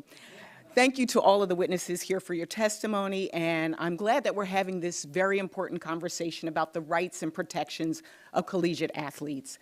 Since 2021, we have taken large strides forward on the right to benefit from one's own name, image, and likeness. Still, we are faced with significant questions on how we should continue to support the rights of collegiate athletes and ensure they have the right tools to make the best decisions possible. Dr. Abdullah, thank you for your testimony and for your work advocating for HBCUs. As the only member of the House from Delaware, I have the privilege of representing Delaware State University here in Congress, and I want to acknowledge your role on the Presidential Board of Advisors for HBCUs that is chaired by Delaware's own DSU President, Dr. Tony Allen. Dr. Abdullah, if a federal NIL standard were to be developed, what key provisions would you suggest be included to help ensure that athletes at mid-sized schools, smaller schools, and historically black colleges and universities in particular are protected and afforded the best opportunity to succeed? Thank you so much, ma'am. It's important to note that there are over 500,000 athletes that participate in NCAA championship sports. And many of those athletes are at Division II, Division III, and smaller mid-major institutions in Division I. And so designing rules and regulations that are, one, transparent, but also take into account that there are many different sizes of institutions that generate quite different revenue, who offer different sports, but to make sure that we can provide protection, NIL protection for all of those students through transparency. In your testimony, you stated the importance of providing athletes with the proper tools to manage the responsibilities that come with NIL deals. Ahead of this hearing, I heard from a group of athletes on Delaware State University's Student Athlete Advisory Committee about how difficult it is to navigate NIL deals and the need for increased resources and support for athletes interested in benefiting from them. Can you talk specifically about what kind of resources or tools would support HBCUs, such as yourself, and as you support the athletes navigating these to make sure that they're protected? Our institution, through our athletic director, Mrs. Peggy Davis, does a lot of the same things that our other institutions do in terms of providing quality education for students. But our SAC director also, Ms. Alexis Baker, mentioned the same thing as the students from Delaware State, that really a lack of transparency, not knowing the rules in different states, not knowing whether she's getting the best deal in Virginia or whether she should be getting a deal somewhere else is critically important. So transparency is critical. I think that issue of transparency and also the patchwork nature of what's happening is also very confusing. How can we make sure that the competitive disadvantage many HBCUs and HBCU athletes face as a result of these limited resources is not exacerbated by NIL? Ma'am, I'll tell you this.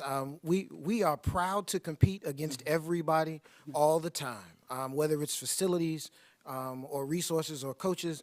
We are always at a competitive disadvantage in many aspects, but we're proud to compete. And what we don't want to happen, we want to make sure that young people have access to find the way to find their true value and to get their resources, and we would not want to hold that back.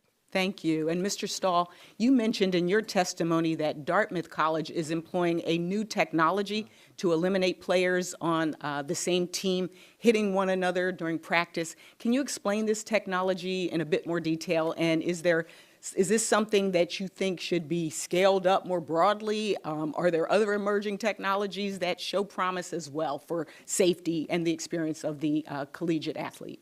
I greatly appreciate that question. Yes, I do think that this should be scaled up, absolutely. It's in terms of cost. I was shocked recently to find out that, so what they use effectively are robot tackling dummies. They cost about $6,000 each. And so we had somebody for our organization who did this research to find out, okay, where do these exist, right?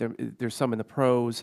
In terms of the top tier of, thinking about Power 5 schools, they're in use at Michigan. Dartmouth, we really do feel, the Ivy League in particular is at the forefront here of using this type of technology and showing that you can win. They've won many Ivy League championships, despite the fact that or I would say because they're using this technology in practice. Well, thank you for your answer. We'll follow up after this as well to get more details, and I yield back. Generally yields back. I'll not recognize myself for 5 minutes. We're on our third chairman today, but I'm glad to be chairing this. I followed the NIL issue for quite a long time here in Congress. So as my wife, who's in the room with us today, can attest, I'm a college football junkie. And Washington State University, my son and I watched, that's our late night game on the East Coast, especially during the 7 years that Mike Leach was there, rest his soul, and enjoy WSU football. I'll say that I understand that NIL is here to stay, but I'll align myself with some comments Jake Sherman made today in Punch Bowl Sports when he said the ability of college athletes to get paid while they compete has changed the landscape of amateur athletics. And I agree with that. I appreciate the amateurism of college sports at all levels. I say I'm a college football junkie, but I like college sports in general. As the proud elected representative of South Carolina's 3rd Congressional District, I have the distinct honor of representing Clemson University, home to the 2016 and 2018 college football national champions. And I'm glad Buddy Carter isn't here. I don't want to hear about the Georgia Bulldogs. We hear enough of that. Many of our Tigers have gone on to illustrious careers in the NFL. In your written testimonies, Director Chun asked us to develop federal standards that provide transparency and enforceable safeguards to mitigate the negative impact of existing NIL environment. Commissioner Heppel stipulates the need for development of a national standard around NIL rights. Mr. Burton testifies to the need to establish a uniform set of rules with clear guidelines with an eye to pay-to-play issues and recruiting. And Ms. Mudge says that it's imperative that we have uniform guidelines and expectations relative to NIL as opposed to the current framework, and also with an eye towards potential recruiting problems. I think that's remarkable. A current athlete, a former athlete, an athletic director, and a league commissioner in unanimous agreement on the need for a national standard. So, Commissioner Heppel, let me start off with acknowledging something that I think I heard you say, and that is there is a value of a scholarship and the benefits provided by the university to college athletes that is often left out of this debate. They're already getting some value. And as Mr. Burton said, the value of that college degree to go on and even Ms. Mudge to go on to a nursing degree and a career. There's value in that. That needs to be kept in the forefront as we talk about this. I'm afraid that the redistribution of revenues will affect the ability of universities to fund some of the lower, I say lower tier, they're not, but lower tier athletic programs other than college football, college basketball, and baseball, and some sports. So Commissioner Heppel, as a lead commissioner, what should the standards look like? Thank you. I think no. I mean, it's the key question. I would say that we have to start with what NIL is not and should not be used as, which is recruiting inducements and pay for play, and clearly have regulations that preclude that, which we do now in the NCAA structure. But as you noted, the patchwork of state laws around NIL specifically make that hard to enforce at a national level, and this is national competition. And look, I agree with you. I mean, the coaches that are recruiting, and now we're going to have alumni participating in that. I came through right after the Charlie Pell years at Clemson University, where recruiting violations by alumni and booster clubs caused us to go on probation right after our national championship. I want to move to Mr. Stahl. The ACC Student Athlete Advisory Committee, in its letter of March 28th, states, a pay-for-play model will exacerbate the disparities faced in women's sports and historically black colleges and universities, as funds will have to be redirected from non-revenue generating sports to almost entirely football and men's basketball. Even at Power 5 level, roughly half athletic departments run a deficit annually. Directly compensating student athletes will further expose challenges to sustain other sports, potentially forfeiting opportunities for thousands of prospective student athletes in years to come. In essence, the college model must remain unchanged. Congress would do a disservice to student athletes, sports culture, and American society in general if it passes a bill that diminishes the educational opportunities that leave schools no choice but to reduce scholarships or cut programs to budget reallocations. Mr. Stahl, unless you can point to a previously unknown source of funding that keeps these other sports funded as they are today, I'm not willing to kill the aspirations of so many young athletes who don't play football. Can you speak to that? What is the question specifically? So, if you're reallocating these funds, how are the softball players, the hockey players, the lacrosse, the track and field, how are they going to be funded? And would this not limit opportunities for student athletes at these universities to have the opportunity to get a scholarship, attend a college, and reap the benefits that Mr. Burton and Ms. Mudge have? Okay, so there is a levels of play question here for sure, and there is new money coming in. So the media rights contracts that are coming down the pipe now, and all the Power 5 conferences, college football playoff system, we're talking about many, many, many new billions of dollars. Well, that's Power 5. Let's go to Dr. Abdullah. How is your university going to navigate all that? My time's way over, but quickly. I think our university is primarily based on student fees. We're managing it now. We're managing it through NIL, and we believe that transparency will help athletes be able to determine their value. Okay, thank you. My time's up. I'll go to Mr. Soto from Florida for 5 minutes. Thank you, Chairman. College sports is now a $16.6 billion industry. Just incredible when you think about those numbers. And I want to thank my fellow Floridian and Chairman Bilirakis for inviting both UF and FSU to this panel. Let it not be said this committee is not fair and balanced. That led to a whole rivalry discussion in my office, so thank you to Gus for that one. And we have two teams in the Final Four, Miami and FAU, which also is worthy of discussing how proud we are of both those programs. Many athletes come from communities of color or socioeconomically disadvantaged communities in college sports, obviously not everyone. And we've seen it become a volatile combo over the years with prior to NIL, name, image, likeness, compensation being established. And when I was in the Florida Senate, FSU was heading into the championship, and a major player had legal trouble, a minor theft, in the midst of all this stuff, because that player lived in nearly abject poverty, being surrounded by money on all sides, from students and boosters to universities. And it just struck me how this person could help lead this amazing program and still lack basic funds that your average FSU student had. And so in 2021, Florida establishes the new law, first establishing an NIL statute, and then they made some reforms. And in 2023, which I wanted to ask some of our folks about. First, that allows the universities to be involved in setting up endorsement deals should the college athlete want that to happen. 2, financial literacy, life skills, and entrepreneurial workshops. Now NIL contracts can last longer than the period of that athlete's collegiate career, and college athletes and their representatives no longer need to disclose the athlete's contracts to the schools, should they not. So my first question is for Ms. Mudge. Florida law, we talked about, has this financial literacy, life skills, and entrepreneurial workshops requirement. Did you participate in those workshops? Were those helpful for you or for some of your colleagues? Yes, I'm not sure if these are the workshops you're talking about or not, but we were given a lot of information from our compliance department, and also having teammates that are in the NIL courses from Florida State University. They've learned a lot about how to read contracts, how to negotiate deals, and just the new world of how to make a brand for yourself.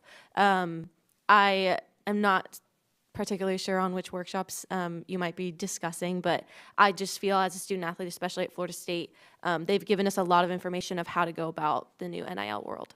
Sure, and that definitely sounds like the results of the new statute, so thank you, Ms. Mudge. Dr. Abdullah, do you think these types of workshops would be helpful nationwide? I think they definitely would be helpful nationwide.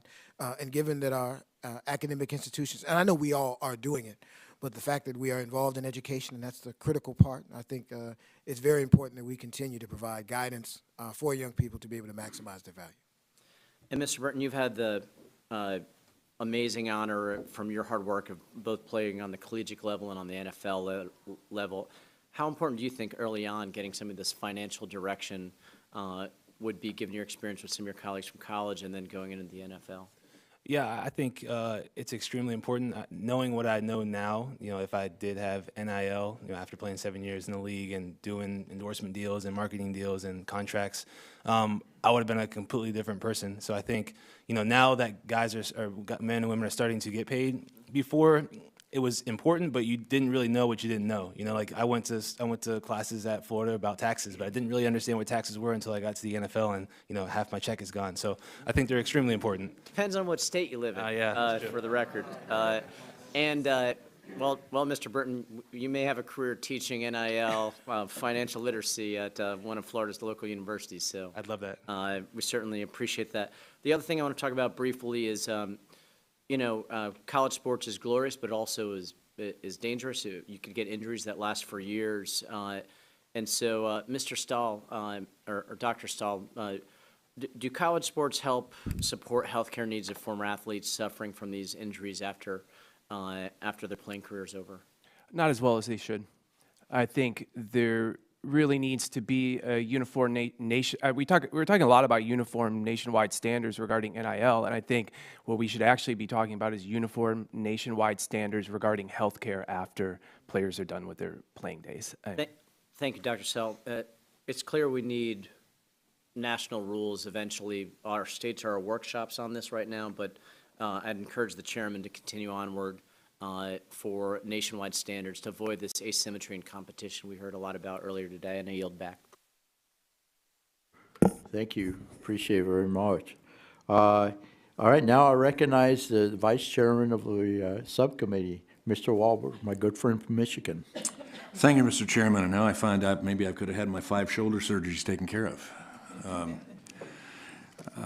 Appreciate all the witnesses being here today, and it's a topic that it's past its time of addressing. In 2021, the state of Michigan passed a name and image and likeness law for our colleges and institutions. Go blue, go green. But Michigan is only one state, and the patchwork of state NIL laws is causing confusion across conferences. We need to establish clear rules of the road so athletes, colleges, and advertisers can all benefit. The Radical National Labor Relations Board, that's my own opinion, in 2021 issued a memo where the General Counsel alleged that student athletes have been misclassified and are in fact employees at the academic institutions. As a member of the Education and Workforce Committee who has jurisdiction over this topic, I've heard from smaller schools in Michigan, such as Adrian College, a school that blossomed from 800 students to 1,700 students in a short period of time due to upgrading their athletic programs to over 50 teams. 70% of their scholar athletes are involved in those teams, ranging from, of course, football and basketball, lacrosse, hockey, women's synchronized swimming, esports, and even bass fishing, which is a revenue producer for the college. Sports grew this institution as well as its academic facilities, chemistry labs, business facilities, etc. Mrs. Heppel, the Patriot League competes at the Division I level amongst schools like Mr. Chun's. But as your testimony shares, your league represents a diverse group of institutions, many of whom see reclassifying student athletes as an employee as the breaking point for sponsorship of athletic programs. Can you share more on why many of your institutions have come to this conclusion? Thank you. Athletics is conducted and considered an important co-curricular activity on our campus. It is part of the educational process and the experience that the student athletes receive for being students and being fully engaged in campus life. That is not an employer-employee relationship. That is an institutional experience being provided to the student body. So it would be incompatible to consider the student athlete an employee in that type of relationship. Dr. Abdullah, would you care to answer that as well? We have tons of extracurricular activities on campus, including our award-winning marching band, our debate club, as well as our student athletics. And so for us, a university that is committed to amateurism and in a conference that is committed to amateurism, that would be inconsistent for Virginia State University. Appreciate that. In 2014, the NLRB was involved with the Northwestern football players' effort to unionize their teams. In 2022, the NLRB was again involved in an effort to upend the current collegiate sports model. Dr. Stahl, your organization was involved in a recent effort to unionize the football team at Penn State. Would you rather student athletes unionize, or would you rather there not be student athletes at all? It's up to them. Whatever our members want is what we try to do.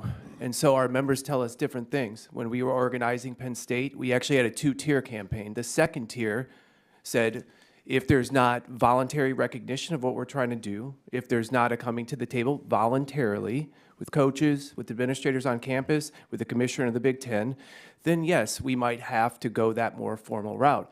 But we came out with our hand extended. We said, because that's what the members wanted to do at Penn State. At Penn State, they made that choice to not unionize. Okay. No, they made the choice to have the unionization option as the backup option. As a backup option.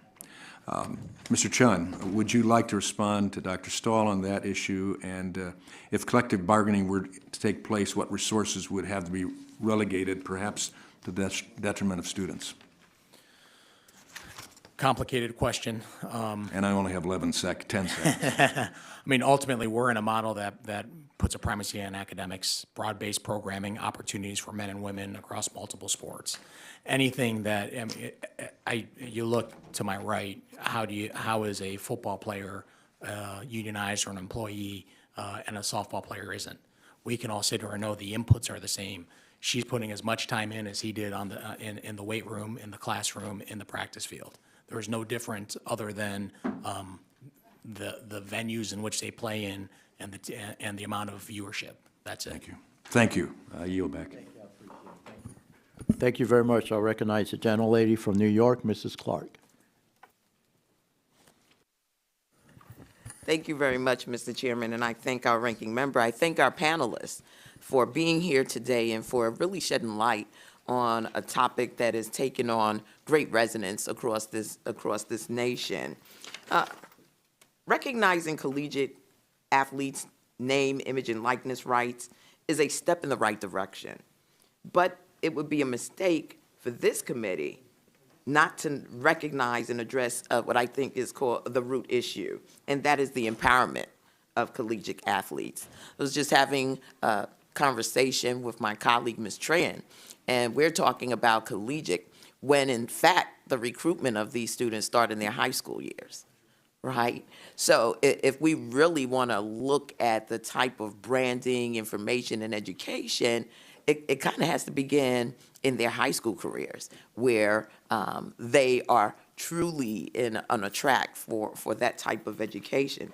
But having said that, this multi-billion-dollar collegiate sports industry is built, I believe, off the backs of our students, mostly black and brown collegiate athletes, and the benefits that they've received are very few. The current system is premised both on collegiate athletes' disempowerment and unpaid labor, a system some like sports commentator Bomani Jones has termed legalized exploitation. I think we're at the stage where that tipping point has been set, and I'm hoping that we can move expeditiously to end the practice. Mr. Chair, I ask unanimous consent to enter into the record the March 21st New York Times op-ed entitled, "Even the Supreme Court Can't Save the NCAA from Itself." Without objection, so ordered. Thank you very much. In the recent Alston v. NCAA ruling by the Supreme Court, Justice Brett Kavanaugh wrote in a concurring opinion that the current NCAA model is suppressing the pay of student athletes who collectively generate billions of dollars in revenues for colleges every year. Those enormous sums of money flow to seemingly everyone except student athletes. College presidents, athletic directors, coaches, conference commissioners, and NCAA executives take in 6- and 7-figure salaries. Colleges build lavish new facilities, but the students who generate the revenues, many of whom are African American and from lower income backgrounds, end up with little to nothing. Mr. Chun, what are your thoughts on Justice Kavanaugh's observations? Is that an accurate characterization of the current system? The primacy of academics is the #1 priority of college athletics. The greatest factor today in social mobility is still a college education. Our business model is flawed. On most campuses, it's 1, maybe 2 sports, at least at our level, that provide resources and revenues to fund the rest of the athletic department. And oh, by the way, we're legally obligated to follow Title IX.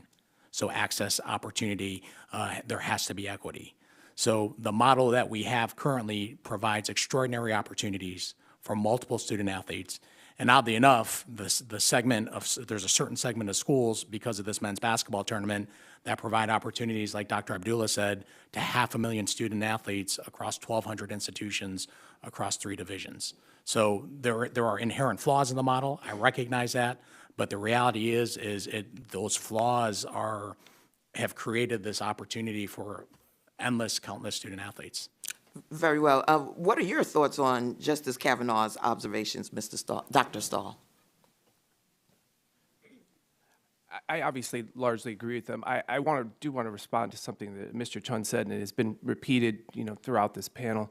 The supremacy of the sort of academic mission of the student athlete, of higher education, and so on and so forth. I mean, I just think we all need to acknowledge that has been severely degraded. As you get new billions of dollars into the system, what becomes of paramount importance is making more of that money, exercising the power that money gives you.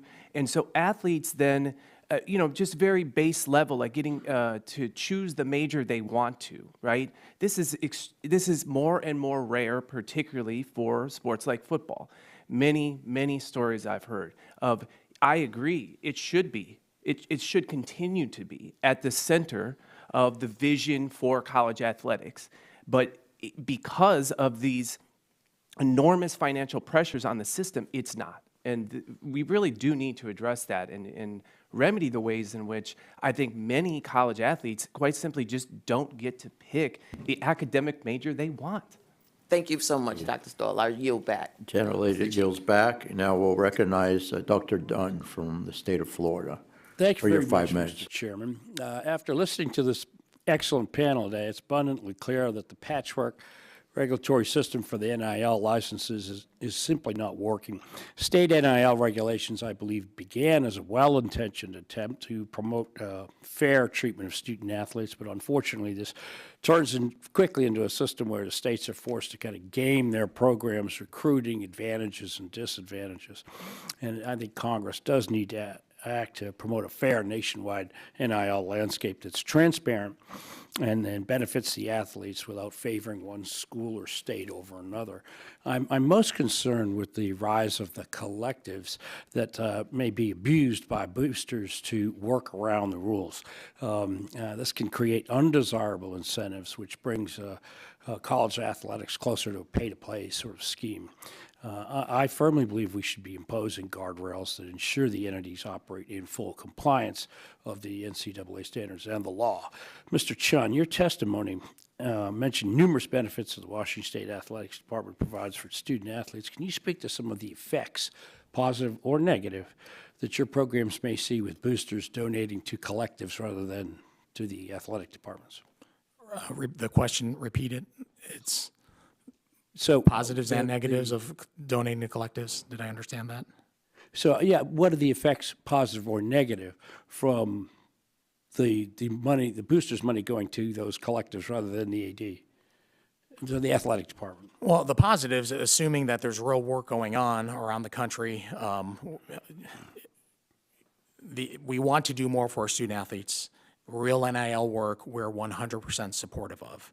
It's what's going on with the inducements and the tampering. That's the challenge, and that's where we need the help with federal legislation, with transparency, with something that proves that there's real work, something that provides clarity for Title IX.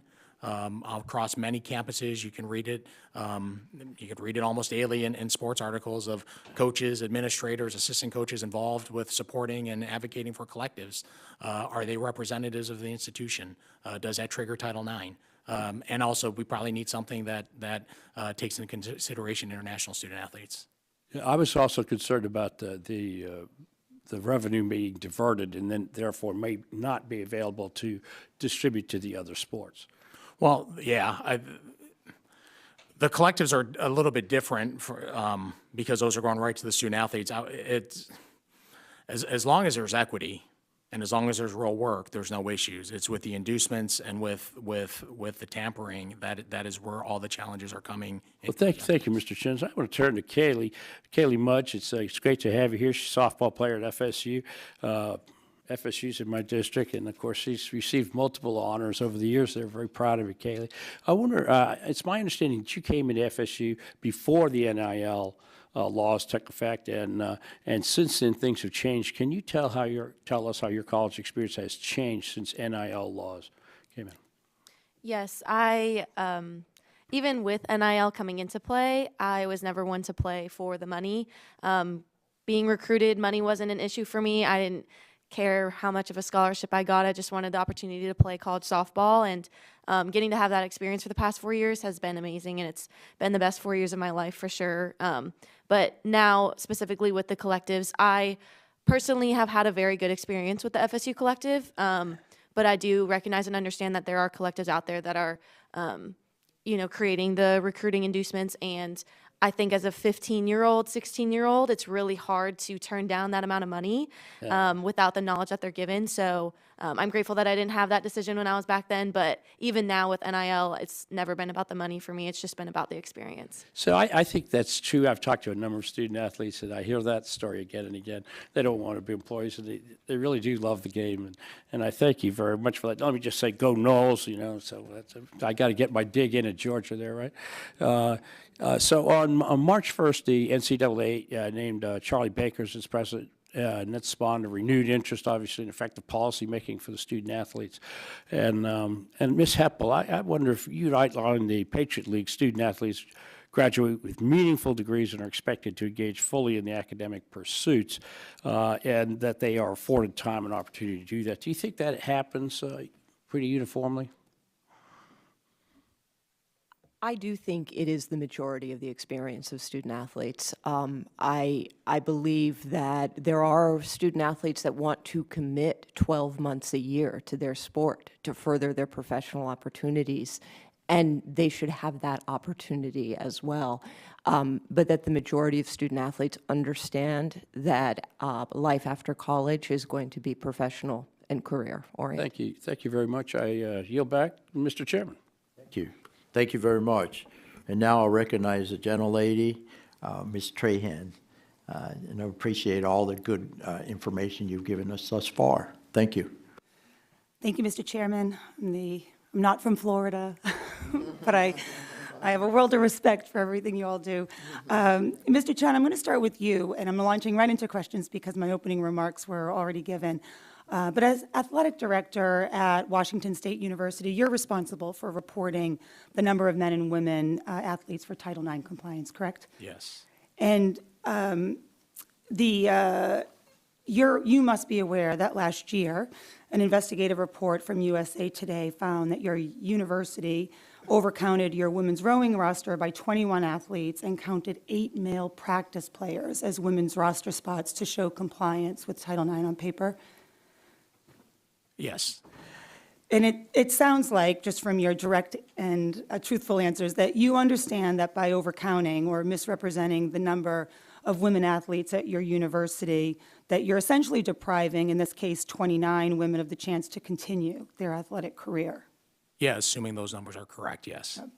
So I bring this up because many of my colleagues on the committee may not be aware that the Department of Education allows colleges to exploit loopholes like overcounting women athletes, double or triple counting them, or even counting male athletes as women to comply with Title IX on paper. Of course, just because the Education Department allows it, it doesn't mean it's right to make college athletics less available to women athletes. And I bring this up not to put you on the spot, Mr. Chun, but we can't talk about NIL rights, particularly for women athletes, without talking about how some schools exploit loopholes that deprive women of the opportunity to play in college in the first place.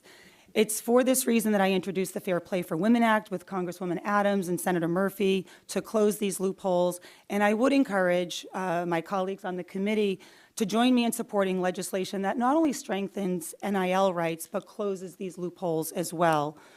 I'll switch gears because I'd like to talk about one of the biggest issues facing college athletics in the post-amateurism landscape, and that's collectives. As some of my colleagues have rightly pointed out today, the emergence and embrace of NIL collectives has created a number of questions over the past year and a half. Mr. Chun, are you familiar with the Cougar Collective, the NIL collective associated with Wazoo? Yes. And do you or athletic department staff, including coaches, communicate directly with members of the Cougar Collective? And if so, do they discuss potential recruits that a team may be hoping to land a commitment from? Not with me directly and not to my knowledge with any of our coaches. Our interaction with them has been education. They've done compliance education with us. Really, we meet, our compliance staff probably meets with them at least, I think they have a standing meeting once a month just to ensure compliance with the rules. We're fortunate our collective is filled with alums that care about the institution that are really focused on following whatever rules exist. And we do not have an NIL law in the state of Washington.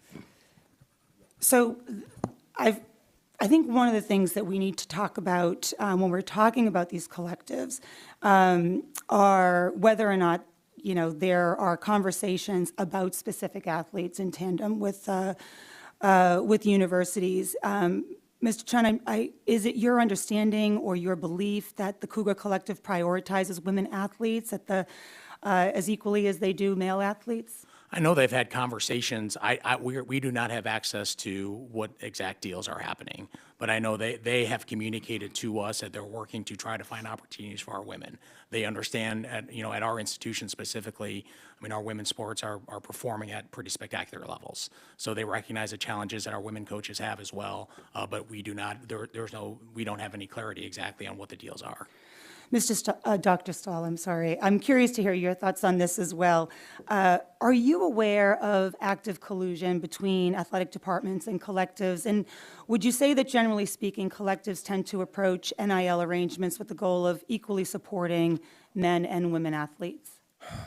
I mean, it depends on what you mean by collusion. I think one of the reasons I found the discussion somewhat odd today about collectives is what I know from around the country is athletic department heads like Mr. Chun are encouraging donors to donate money to collectives. It's a huge thing. It happens everywhere.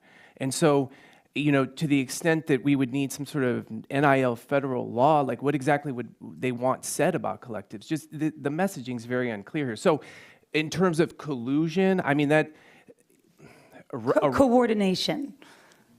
Well, athletic director, I'll put it very simply, athletic directors around the country are absolutely encouraging donors to donate money to collectives. This happens everywhere. In addition to that, it would also be helpful as we consider where the boundaries of Title IX are, if we're also having conversations about specific recruits and how those collectives are set up to recruit athletes, excuse me. Thank you. I know I'm over my time, Mr. Chair. I yield back.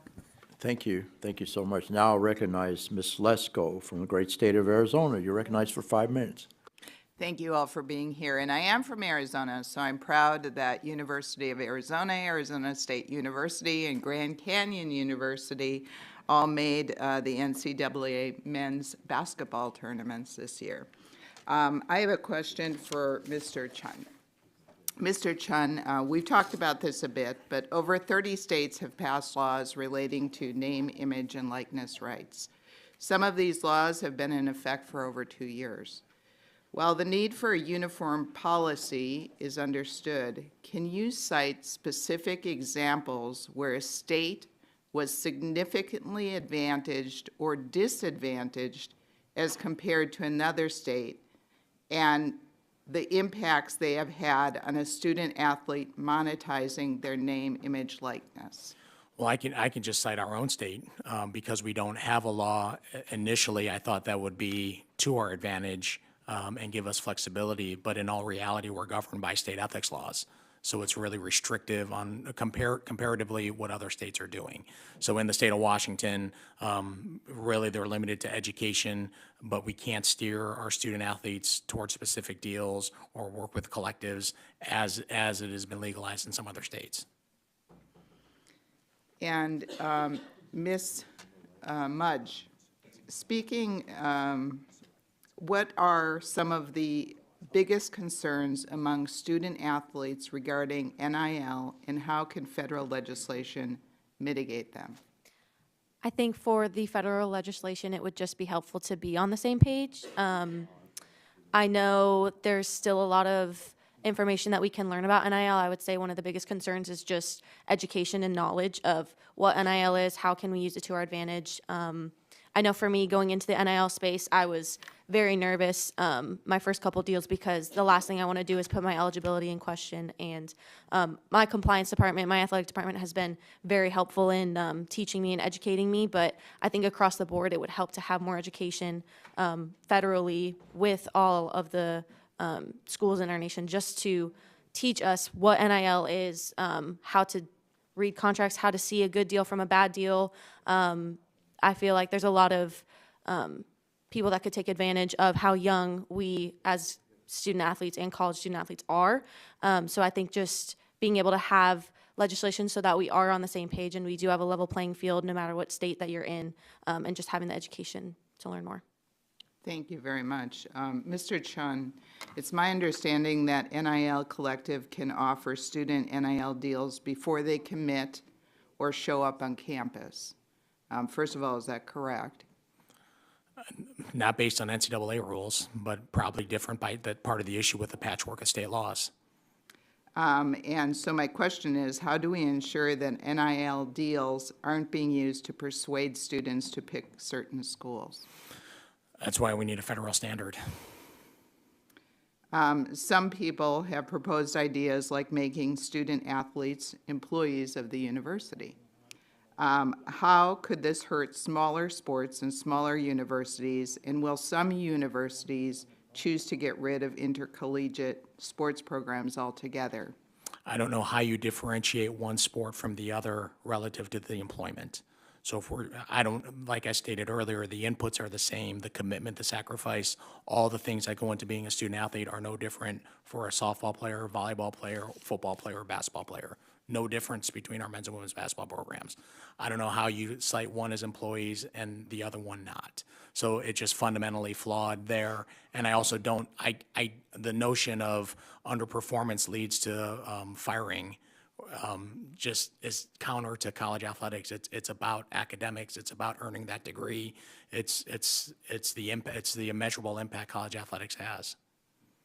Mr. Stahl, you had mentioned along the way in some of your testimony about health coverage for student athletes, and I just was wondering if you'd expand upon what you're looking for. Is it lifetime health coverage? What are you asking the universities to pay for? I'm asking them primarily to negotiate about what's appropriate, right? So we're not coming into this and saying it's got to be X, Y, and Z. I certainly have ideas. Our members have ideas.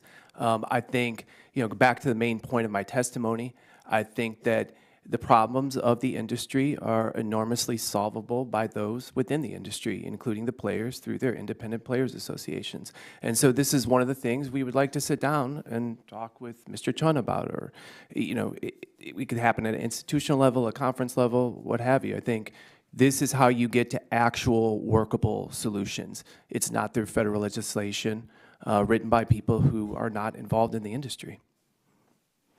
Thank you, and I yield back. Now we'll recognize the gentleman from Georgia, Mr. Allen, please, for 5 minutes. Thank you, Mr. Chairman. I want to thank all of our witnesses for being here today. It's a very complex issue, and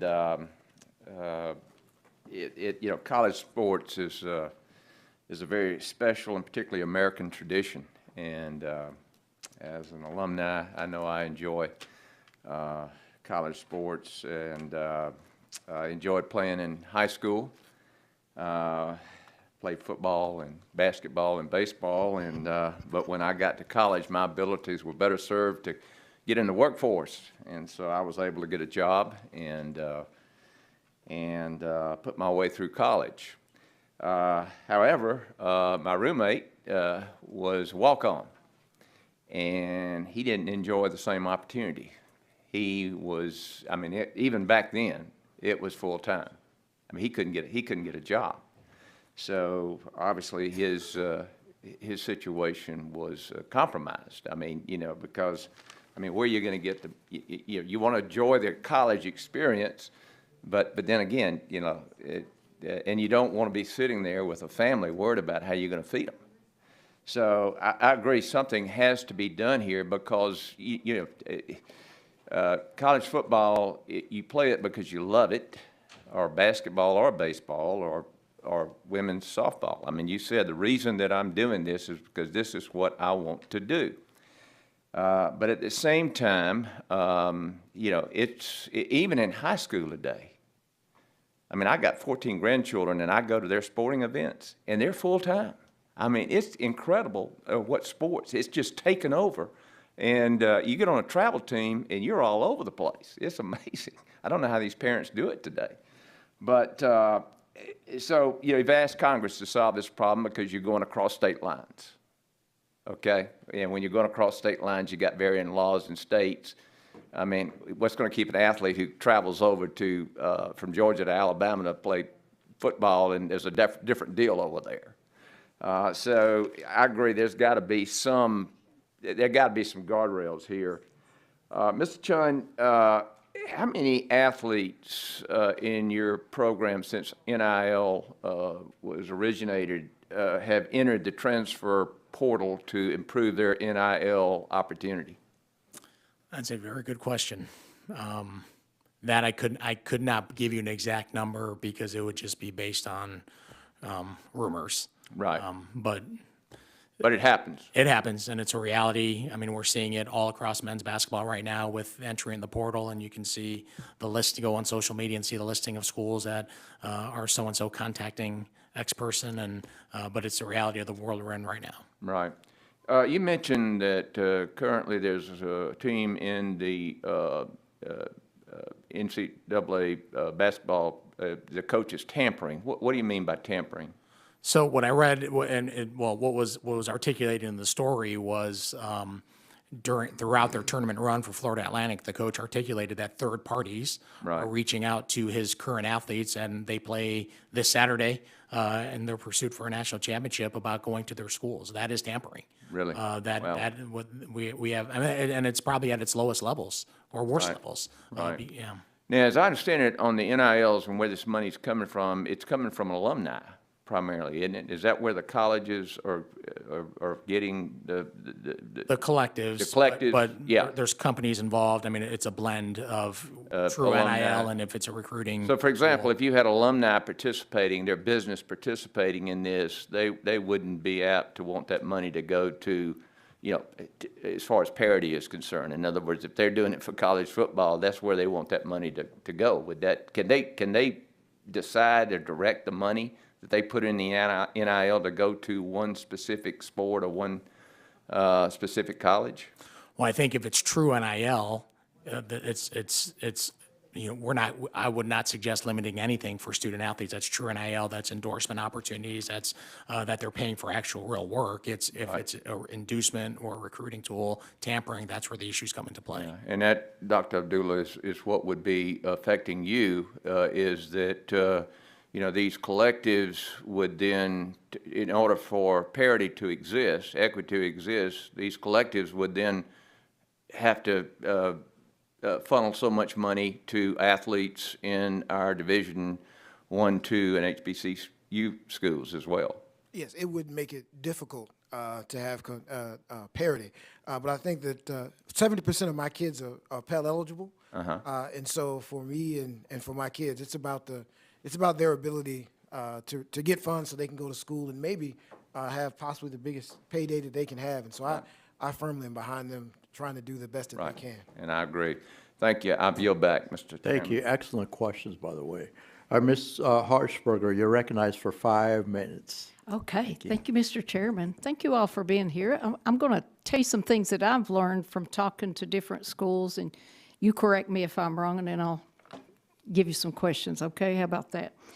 You know, I want to talk about portals, I want to talk about agents, and then I want to hit the collectives. I mean, I don't really want to hit them. I just want to see if what I've learned is true. The portals, there's no contracts.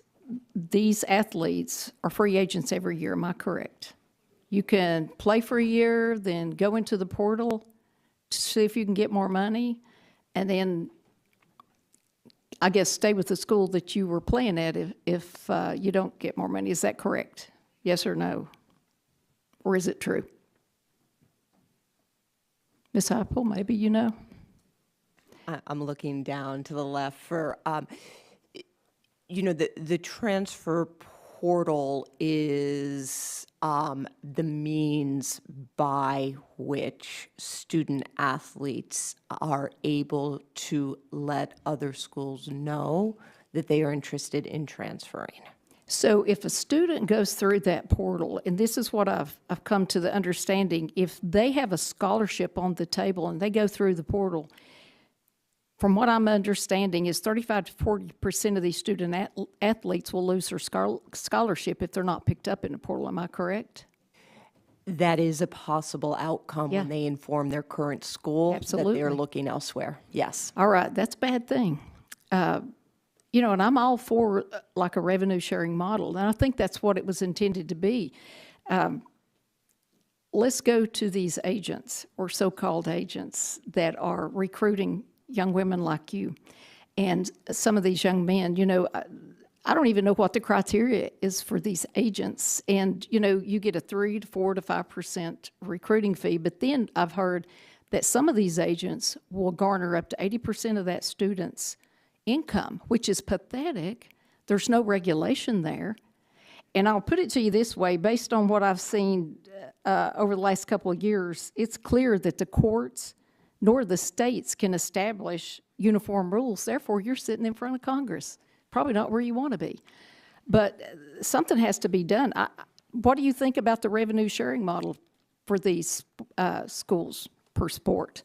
And I understand on a first sports basis, football, you would be able to do that. Am I correct? Not within the Patriot League. Yeah. There is there's not revenue generated from any of the individual sport programs within the league. And I've heard that these agents should be maybe in a marketing capacity with a certain percentage is what they get. But correct me if I'm wrong on this too. I understand that you've got these collectives that are, 60% of their NIL payments come from wealthy donors, and that's not sustainable. If you have one donor that gives 8 to 10 million, they're not going to do that every year. But now I understand that schools are allowed to help them fundraise. Is that correct? And that happened in October of last year. Do you all know about that? As of this moment in time, I am not aware of any collectives within the Patriot League, so I would be hard-pressed to speak to.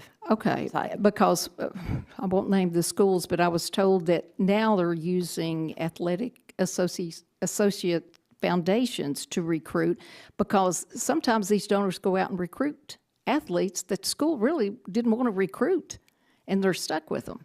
So now through these foundations, the schools can have some input on who they want them to go after. So that's something to be looking for. There's just a lot of unknowns here. I know there's something else on here that I just needed clarification about this, because if we need to do standardized legislation, that's what we're here to do. But I have to have all the facts, and I have to have correct facts and not hearsay in order to do that. What do you think Congress should do? What about the revenue sharing models with some of these companies and corporations? What's your opinion? We can just go down the line. I think, as I have read about revenue sharing, to me, anything that opens the door toward an employee status, we need to be cautious, very cautious about. I think we need to make sure that the athletes that are involved in these revenue-generating sports and generating a lot of revenue, that they have the opportunity to find out what their value is and to get funds for that value. Absolutely. I'm against revenue sharing from in the sense of employee or employment, because that's where, in my opinion, amateurism becomes professionalism. Yeah. As an Olympic sport athlete, I'm also against revenue sharing. I want future softball players, future college athletes to have the same experience that I did, and it's scary to think that the funds that are used to fund softball could be taken away, and that Olympic sports wouldn't be a thing anymore. So yeah. I would agree. I don't see how an employment model works across all the sports that are sponsored across the NCAA. We take the position in our platform, percentage of the big money media rights revenue contracts for the players whose name, image, and likeness is used in that media. There's going to be billions of new dollars in the coming 2 years, and the players who generate that wealth should be able to share in it. Okay, thank you. Thank you very much, the gentlelady. Yeah, I yield back. Now we'll recognize the gentleman from California, Mr. Cardenas, for 5 minutes. Thank you very much. Appreciate Chairman Bilirakis and also Ranking Member Schakowsky for holding this hearing, and thank you for allowing me to wave onto the committee so that I can get involved in this discussion before the American people who hopefully are watching. And this topic is very important. I'm glad that we're having this discussion. Though my colleagues have pointed out, the range of issues confronting student athletes today goes well beyond NIL concerns. In 2021, the NCAA brought in $1.15 billion in revenue. That's with a B. The product that they garnered this money from comes from young adults who put their bodies on the line to bring to viewers across the country and across the world what generates all of this money. And therefore, it goes, should it go anywhere else? Absolutely. I think that the people who are actually putting their bodies on the line, in some cases putting their life on the line, should be able to benefit from all of this revenue and what actually creates the revenue. Mr. Chun, would collegiate athletes be better protected if they were part of a union? I know the student athletes at Washington State's the benefits and services that they're provided along with being a part of the Pac-12 provide a litany of academic support, strength and conditioning support. So are they nutrition. better off now that they have that opportunity? I would need a point of reference on what better Okay, off means. thank you. Yeah. Mr. Stahl, do you agree that they're better off today than they were before they had that opportunity? Before they had what opportunity, sir? The opportunity to have representation. Well, we're still in that middle space where that's what we're trying to provide. We're trying to provide representation. And for college athletes who do want to attempt to unionize, we want to be there to help facilitate that. And to answer your first basic question, yes, absolutely. Anyone who's going to be a member of a union is going to have far more workplace protections than someone who isn't. So are there people on the campus who are actually members of unions who actually go to work there every day? Oh, absolutely. Yeah. I mean, the universities bargain with unions across every university in this country bargains with unions. Yes. And those employees who are on that university who go to work, whether they teach or whether they're janitors or what have you, who are members of unions, are they better off now that they have representation than before they had representation? 100%. Well, I would venture to believe that students would benefit as well if they had representation in any environment on any campus, especially when they're the ones at the core of generating the revenue. Not just the revenue that I just spoke of, that was just the NCAA's revenue in 1 year, much less the revenue that's actually generated in other aspects as well. One of the things that I'd like to point out is that the stated mission of these unions is to empower individuals to create a strong collective voice and to achieve and maintain excellent wages and benefits and working conditions. So, Mr. Stahl, would collegiate athletes be able to have better representation, be in better situations? And what's the biggest obstacle to collegiate athletes organizing today? A fear of retaliation. I mean, we saw this at Penn State this past summer. I think there's... What did that retaliation look like? Well, I think there's just an issue of within college football, again, I'm only going to speak to our members, I'm only going to speak to college football. Sure, please. Yeah, I think within college football, you have ample opportunities for retaliation against players who would want to engage in organizing efforts, either towards a union or towards something else, right? Some sort of voluntary chapter within a players' association. There's so many men who are on these teams, right? If you engage in this type of organizing effort, retaliation can take the form of something you're just not even going to notice, right? Loss of playing time, right? And so, yeah, I do think that's my biggest fear, for sure. Thank you. I have an article here written by Notre Dame University President John Jenkins, who discusses some of the support that Notre Dame gives voluntarily on their own, their internal policy towards student athletes. Notre Dame provides 10 years of coverage for its athletes after an injury occurs and guarantees that student athletes will keep their scholarship regardless of performance on the field or injury. I'd like to submit this for the record, Mr. Chairman. Without objection, so ordered. Okay, thank you so much. Obviously, Notre Dame is a large and well-funded institution. Dr. Abdullah, what sort of support would you need from the NCAA in order to provide similar protections for your athletes at your school or at a school the size of Virginia State? The easy answer is we would need additional revenue to be able to provide all of those. Okay, does it sound like an organization that pulls in over $1 billion a year might, if they choose to, be able to provide that kind of support so you can meet them halfway maybe and make it happen? I imagine that they would, sir. Okay, thank you so much. I yield back the balance of my time. Thank you. I thank the gentleman. Now recognize the lady that represents Gainesville, Florida, home of the University of Florida Fighting Gators. You're recognized for 5 minutes, ma'am. Thank you, Mr. Chairman, and as always, it is great to be a Florida Gator. Trey knows what we're talking about.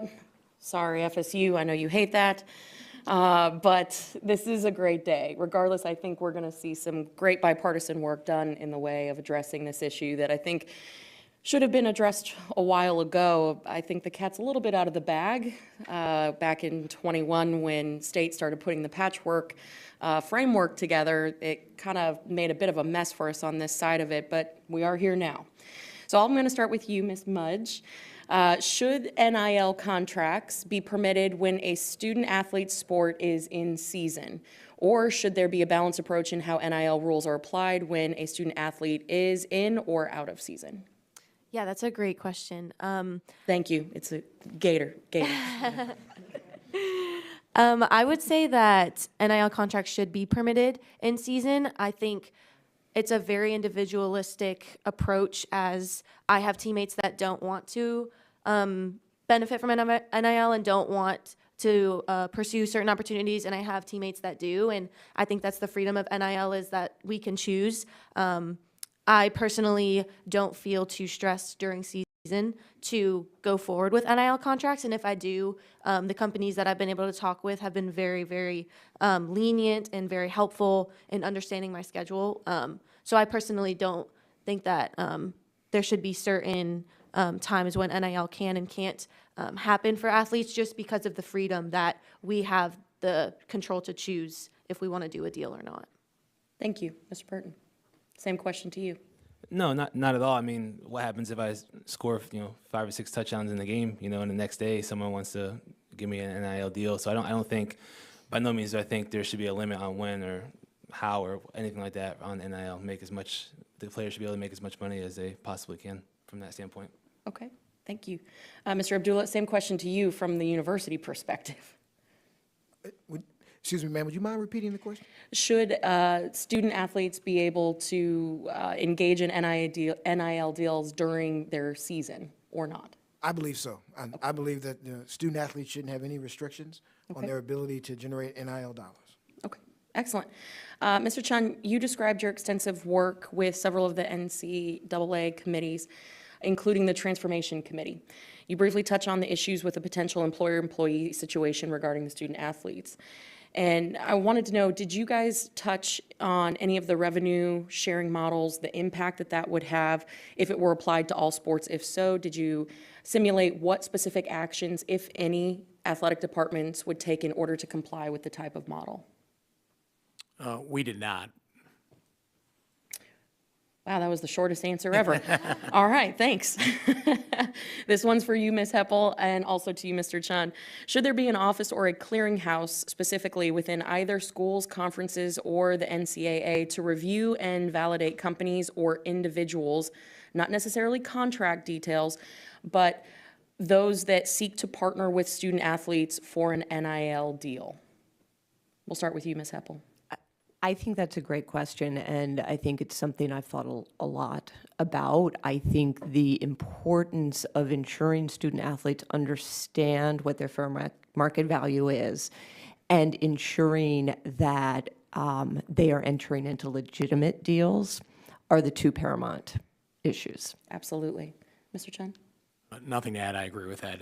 The clarity that student athletes would get from understanding the market, and I think someone mentioned earlier, just seeing what also is appropriate to have with your attorneys or agents that are representing you from a commission standpoint. Those are critical factors for our student athletes. Excellent. Going back to you, Ms. Heppel, according to the NCAA, over 20,000 international students compete in collegiate athletics. These athletes are precluded from engaging in NIL activities because of what that would mean for their visa status and employment status. What steps can Congress take to allow for these athletes to take advantage of these same types of opportunities that are available to their peers? And what would we expect the impact to be on the athletic programs within the universities? I'm not an immigration lawyer, and I think that's where some of this has been hung up. From as a commissioner of an athletics conference with schools that recruit nationally and internationally, I don't differentiate. And we don't differentiate on our campuses. All student athletes should ideally have access to NIL opportunities. From the nodding of everyone's heads, I feel like everyone's in agreement on that. All right, excellent. And since I'm 7 seconds over. With that, I guess, Mr. Chairman, I yield back, and of course, go Gators. Go Gators. All right, next we have Mr. Falter from the great state of Idaho. Thank you. I recognize you for 5 minutes. Thank you, Mr. Chairman. Just a little bit ago, I told my good friend from Georgia, I wish I knew a good congressman that fixed a lot of stuff, but maybe we're short on those too. I wanted to start with Ms. Mudge. And you said you're about to graduate, as I recall. So look back at the day you enrolled, just in your mind, and tell me if there's anything that you wish you would have known then that you know now about NIL. That's a great question.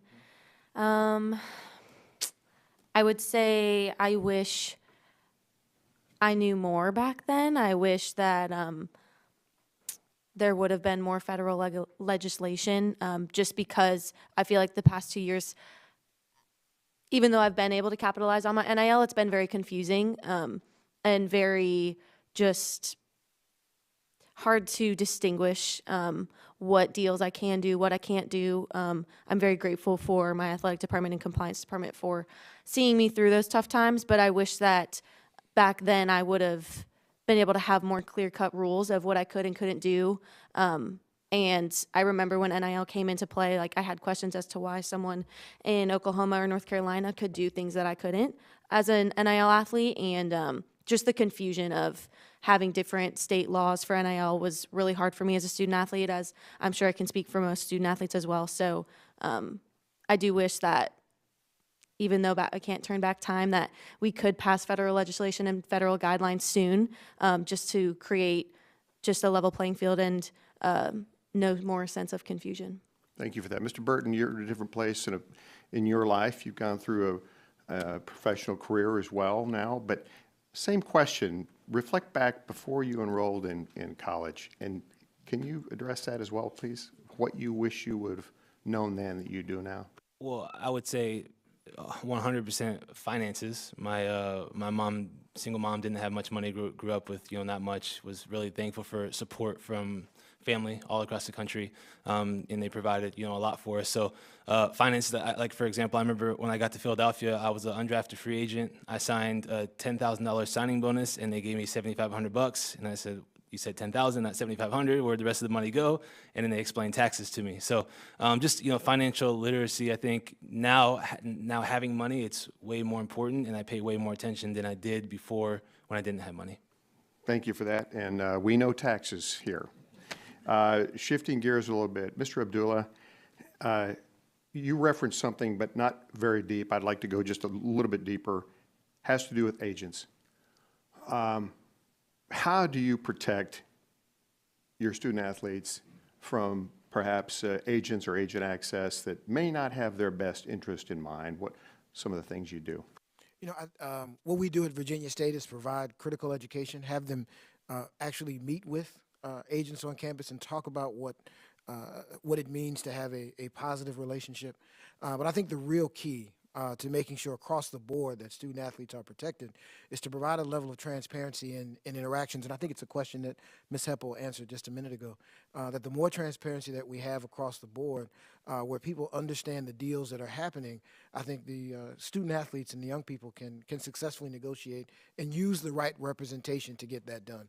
I think the more that we keep things in the dark and keep them opaque, I think it's ripe for exploitation of athletes. Thank you for that. Mr. Chun, can you address that question? Agents, how do you deal with that? Maybe the ones who are not so interested in the well-being of your student athletes. I think I agree wholeheartedly with what was said. We need transparency in the marketplace. We ultimately, and we need to allow our student athletes all the information necessary as they make decisions. We can educate as much as we want. We're no different than probably all the schools represented here, where we go to great lengths to make sure our student athletes understand all the points that go into being in this NIL marketplace. But at the end of the day, they do need some transparency to understand what is out there in the marketplace. Ms. Heppel, comment quickly? I completely agree with the prior comments. All right, Mr. Chairman, I yield back. Thank you. Appreciate it. And the gentleman yields back, and I'll recognize the gentleman from Georgia. How probably did you the know I number was one from Georgia Georgia? Bulldog. Yeah, how do I know? You can put it. Okay, well, I got to be fair. Sorry. Anyway, national champion, two-time national championships, back-to-back, from the University of Georgia. Take as much time as you Mr. want, Mr. Carter. Chairman. All Take right. as much time as you Thank want. you. That hurt, but it pained me to say it, but I had to say I'm it. going to sit here the whole time. Thank y'all for being here. We're obviously very concerned. And thank you, Mr. Chairman, for this hearing and for your interest in what I consider to be very, very important. Look, obviously, I love University of Georgia. I graduated from there in 1980. We won the national championship that year. We won back-to-back. I'm one of those, just like you. We all love college athletics. That's why we're so concerned about this, because we don't want to see it ruined.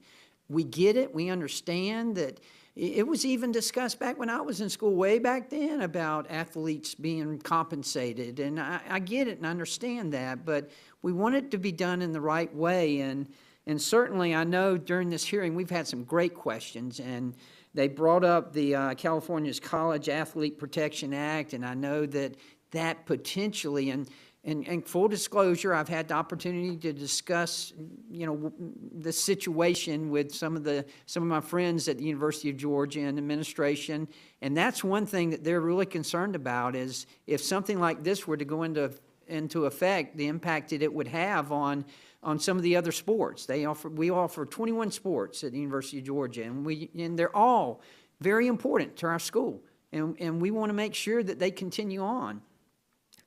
Dr. Abdullah, can you tell me if your state, if Virginia, where I have grandbabies, by the way, if Virginia followed the California bill, what do you think the impact would be on those other athletic programs? And listen, they live in Charlottesville, and they go to UVA athletics all the time and enjoy it.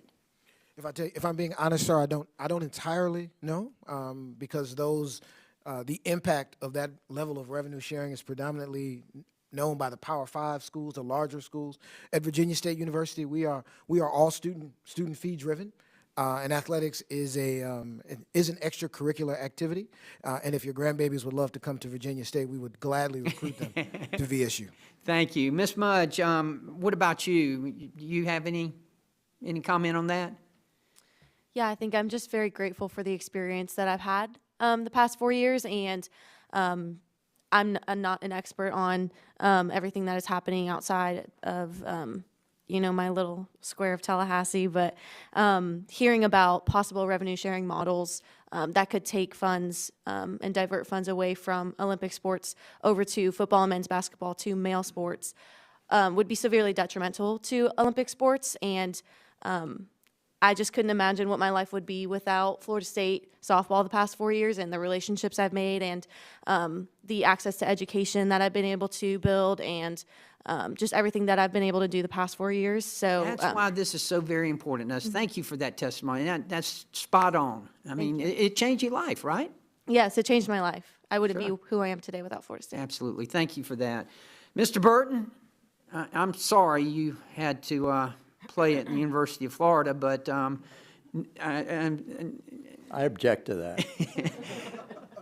Seriously, I want to follow up with what my good friend from North Dakota discussed about the transfer portal, and because that's a concern too. I mean, wow, it's so much has changed, and that, change is okay, but we just got to make sure we're not hurting it. And that's one thing I'm very concerning about reports about the way the transfer rule changes coincided with the release of the NCAA NIL policy. I mean, how do you feel about that? Oh, I'm not familiar with the policy. What's the policy? Like, really well, they led to an environment where, I mean, are they trying, is it pay for play? I mean, that's what I keep hearing. Yeah. I don't know. I'm just asking. Well, I mean, I think the transfer portal and NIL are completely separate conversations, but somehow they're getting blended now just because they're both possible. Back then, obviously, they weren't possible. I'm on the understanding that money is being thrown at recruits, high school and transfer portal way, and that's why I think we need to have legislation and laws on what is available to be used for transfer portal and what's not, and just clear boundaries, I think, is kind of what everybody's asking for right now.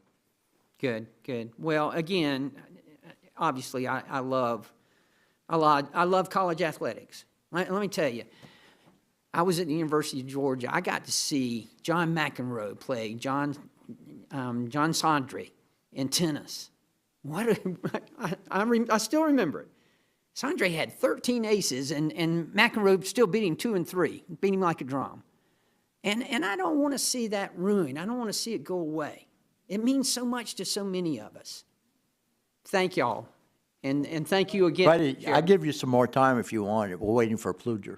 Yeah, I'll take more time. All right, go ahead. What go else ahead, I go ahead. witnessed in go ahead. college. Don't say anything against the Gators anymore. No, I'm not. I'm not. All right. Let me see what I got. He's here now, so I'll yield The back. gentleman But yields back. one last thing. Okay, go ahead. One last thing. Go Dogs.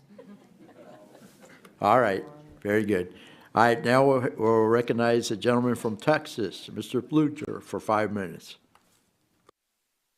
Thank you, Mr. Chairman. I appreciate it. And I know some of us have popped in and out a little bit, but we appreciate all of you being here. And I think talking about some of these important issues, I was a student athlete at the Air Force Academy, and obviously brings a little bit different, considerations to it. But I'll start with Ms. Heppel as commissioner of the Patriot League. Talk to me about what the Service Academy community is looking at when it comes to the guardrails that need to be in place, and how it differs from maybe other institutions. Thank you. In the conversations with the folks at Army and Navy, I think there's an understanding as that the federal employee regulations are very different. I think they would appreciate the opportunities for their student athletes that are similar to the opportunities that exist outside the service academies. On the other hand, young people that choose to attend one of those service academies are looking for a very different type of collegiate experience and have different goals, as you know. So it is a unique perspective. I'm very appreciative of what they bring to the table in the Patriot League and their perspective. Well, thank you for that, and I think that's right. Mr. Chun, I'll go to you. In part of your testimony was interesting, and I'm interested to hear your thoughts on the revenue sharing and using California's model, what that would do to Ms. Mudge and what that would do to Olympic sports if we had the revenue sharing. And I think traditionally, correct me if I'm wrong, but most of the revenue is going to come from football and men's and women's basketball, and that's kind of the top three. So what does it do to the Olympic sports and women's sports in particular? Well, I'll answer that from two different angles. One, it's what I'd spoke about before. It's the flaw in our model that two sports do drive on most campuses. Some won the revenue to run an athletic program, and we're also governed by equity in Title IX. So it provides opportunities for broad-based programming. Also, as a member of the Pac-12, obviously we're paying attention to what's going on in California, but it's another example of another patchwork state law that's going to impact how we manage college athletics, not only on the West Coast in our conference, but it'll impact other institutions in the NCAA. Ms. Mudge, your thoughts on that? Yeah, just like I stated earlier, I'm grateful that Florida State's been the best 4 years of my life, and just with the revenue sharing model in California, it's very scary to think that athletes like me, future college athletes like me, won't get the experience if that model comes into play. And I know that the funds come mainly from football and men's basketball, but I wouldn't trade my experience for anything, and I'm grateful for the 4 years that I've gotten and just all of the relationships I've made, everything that I've learned academically, athletically, as a person, everything that I've been able to learn in my 4 years I wouldn't have learned if I didn't come in as a college athlete, and so that opportunity has been one of the best opportunities of my life. Thank you. Mr. Burton? Yeah, I share the same thoughts from the employment standpoint. I do think Dr. Stahl does bring up an interesting point in the sense of, college basketball, March Madness, players playing. I think there might be a way to make that work from the revenue sharing standpoint, but I don't think it's an employment deal. I think maybe there's some talk, I think it was Division II or Division III tournament where they gave money to collectives to pay players for NIL. So, maybe that might work. I don't know the answer to that, but I'm 100% against employment to universities, yeah. What, and anybody can answer this, what is the most, I use the term closest alligator to the canoe? What's the biggest threat we face right now if we don't do something at the federal level? And I'll kind of look at Mr. Chun, Ms. Heppel. If we don't do something now, what is the biggest threat and what will happen? I go to what Mr. Burton said. It's about the employment model. Okay. And the impact that'll have specifically on 5 leagues or a subset of schools in those 5 leagues that ultimately, if you look at where the revenue's generated from, ultimately fund the entire enterprise of 500,000 student athletes, 1,200 institutions. So what I guess what alarms me is if that path, if the road took us down that path, I don't know how Division II, Division III, and most of Division I exist anymore. I echo that. Overseeing a league where athletics does not generate revenue, revenue sharing is probably not viable, but it does, the concern is around opening the door toward the consideration of student athletes as employees. That would be detrimental. Thank you. I know my time is expiring. Do you think NIL is a good thing for the congressional baseball game? Yeah, okay, good. I like that. I'm going to have to consider that. We do play one game a year. Mr. Chairman, I yield back. All right, on that note, I will tell you that this was an excellent hearing. The testimony was outstanding, and the questions and the answers, it was so productive, and we appreciate all of you. I really appreciate it very much. Now, I want to give our ranking member an opportunity to make a statement or her observations, what have you, with regard to the hearing. We'd appreciate hearing from you. Once again, I do agree with my chairman that this has been a really excellent hearing, and I really appreciate all the witnesses. I think a lot of questions still remain on how are we going to best serve our student athletes. And I look forward to this being just really the beginning of that conversation that will end in some ways that we do better. So I yield back. Thank you. Thank you. And again, we do have a lot of questions, and we'll submit them for the record. But I think we made a great deal of progress today. Thank you very much. I remind members that they have 10 business days to submit questions for the record, and I ask the witnesses to respond to these questions promptly. I ask unanimous consent to insert in the record the documents included on the staff hearing documents list. So without objection,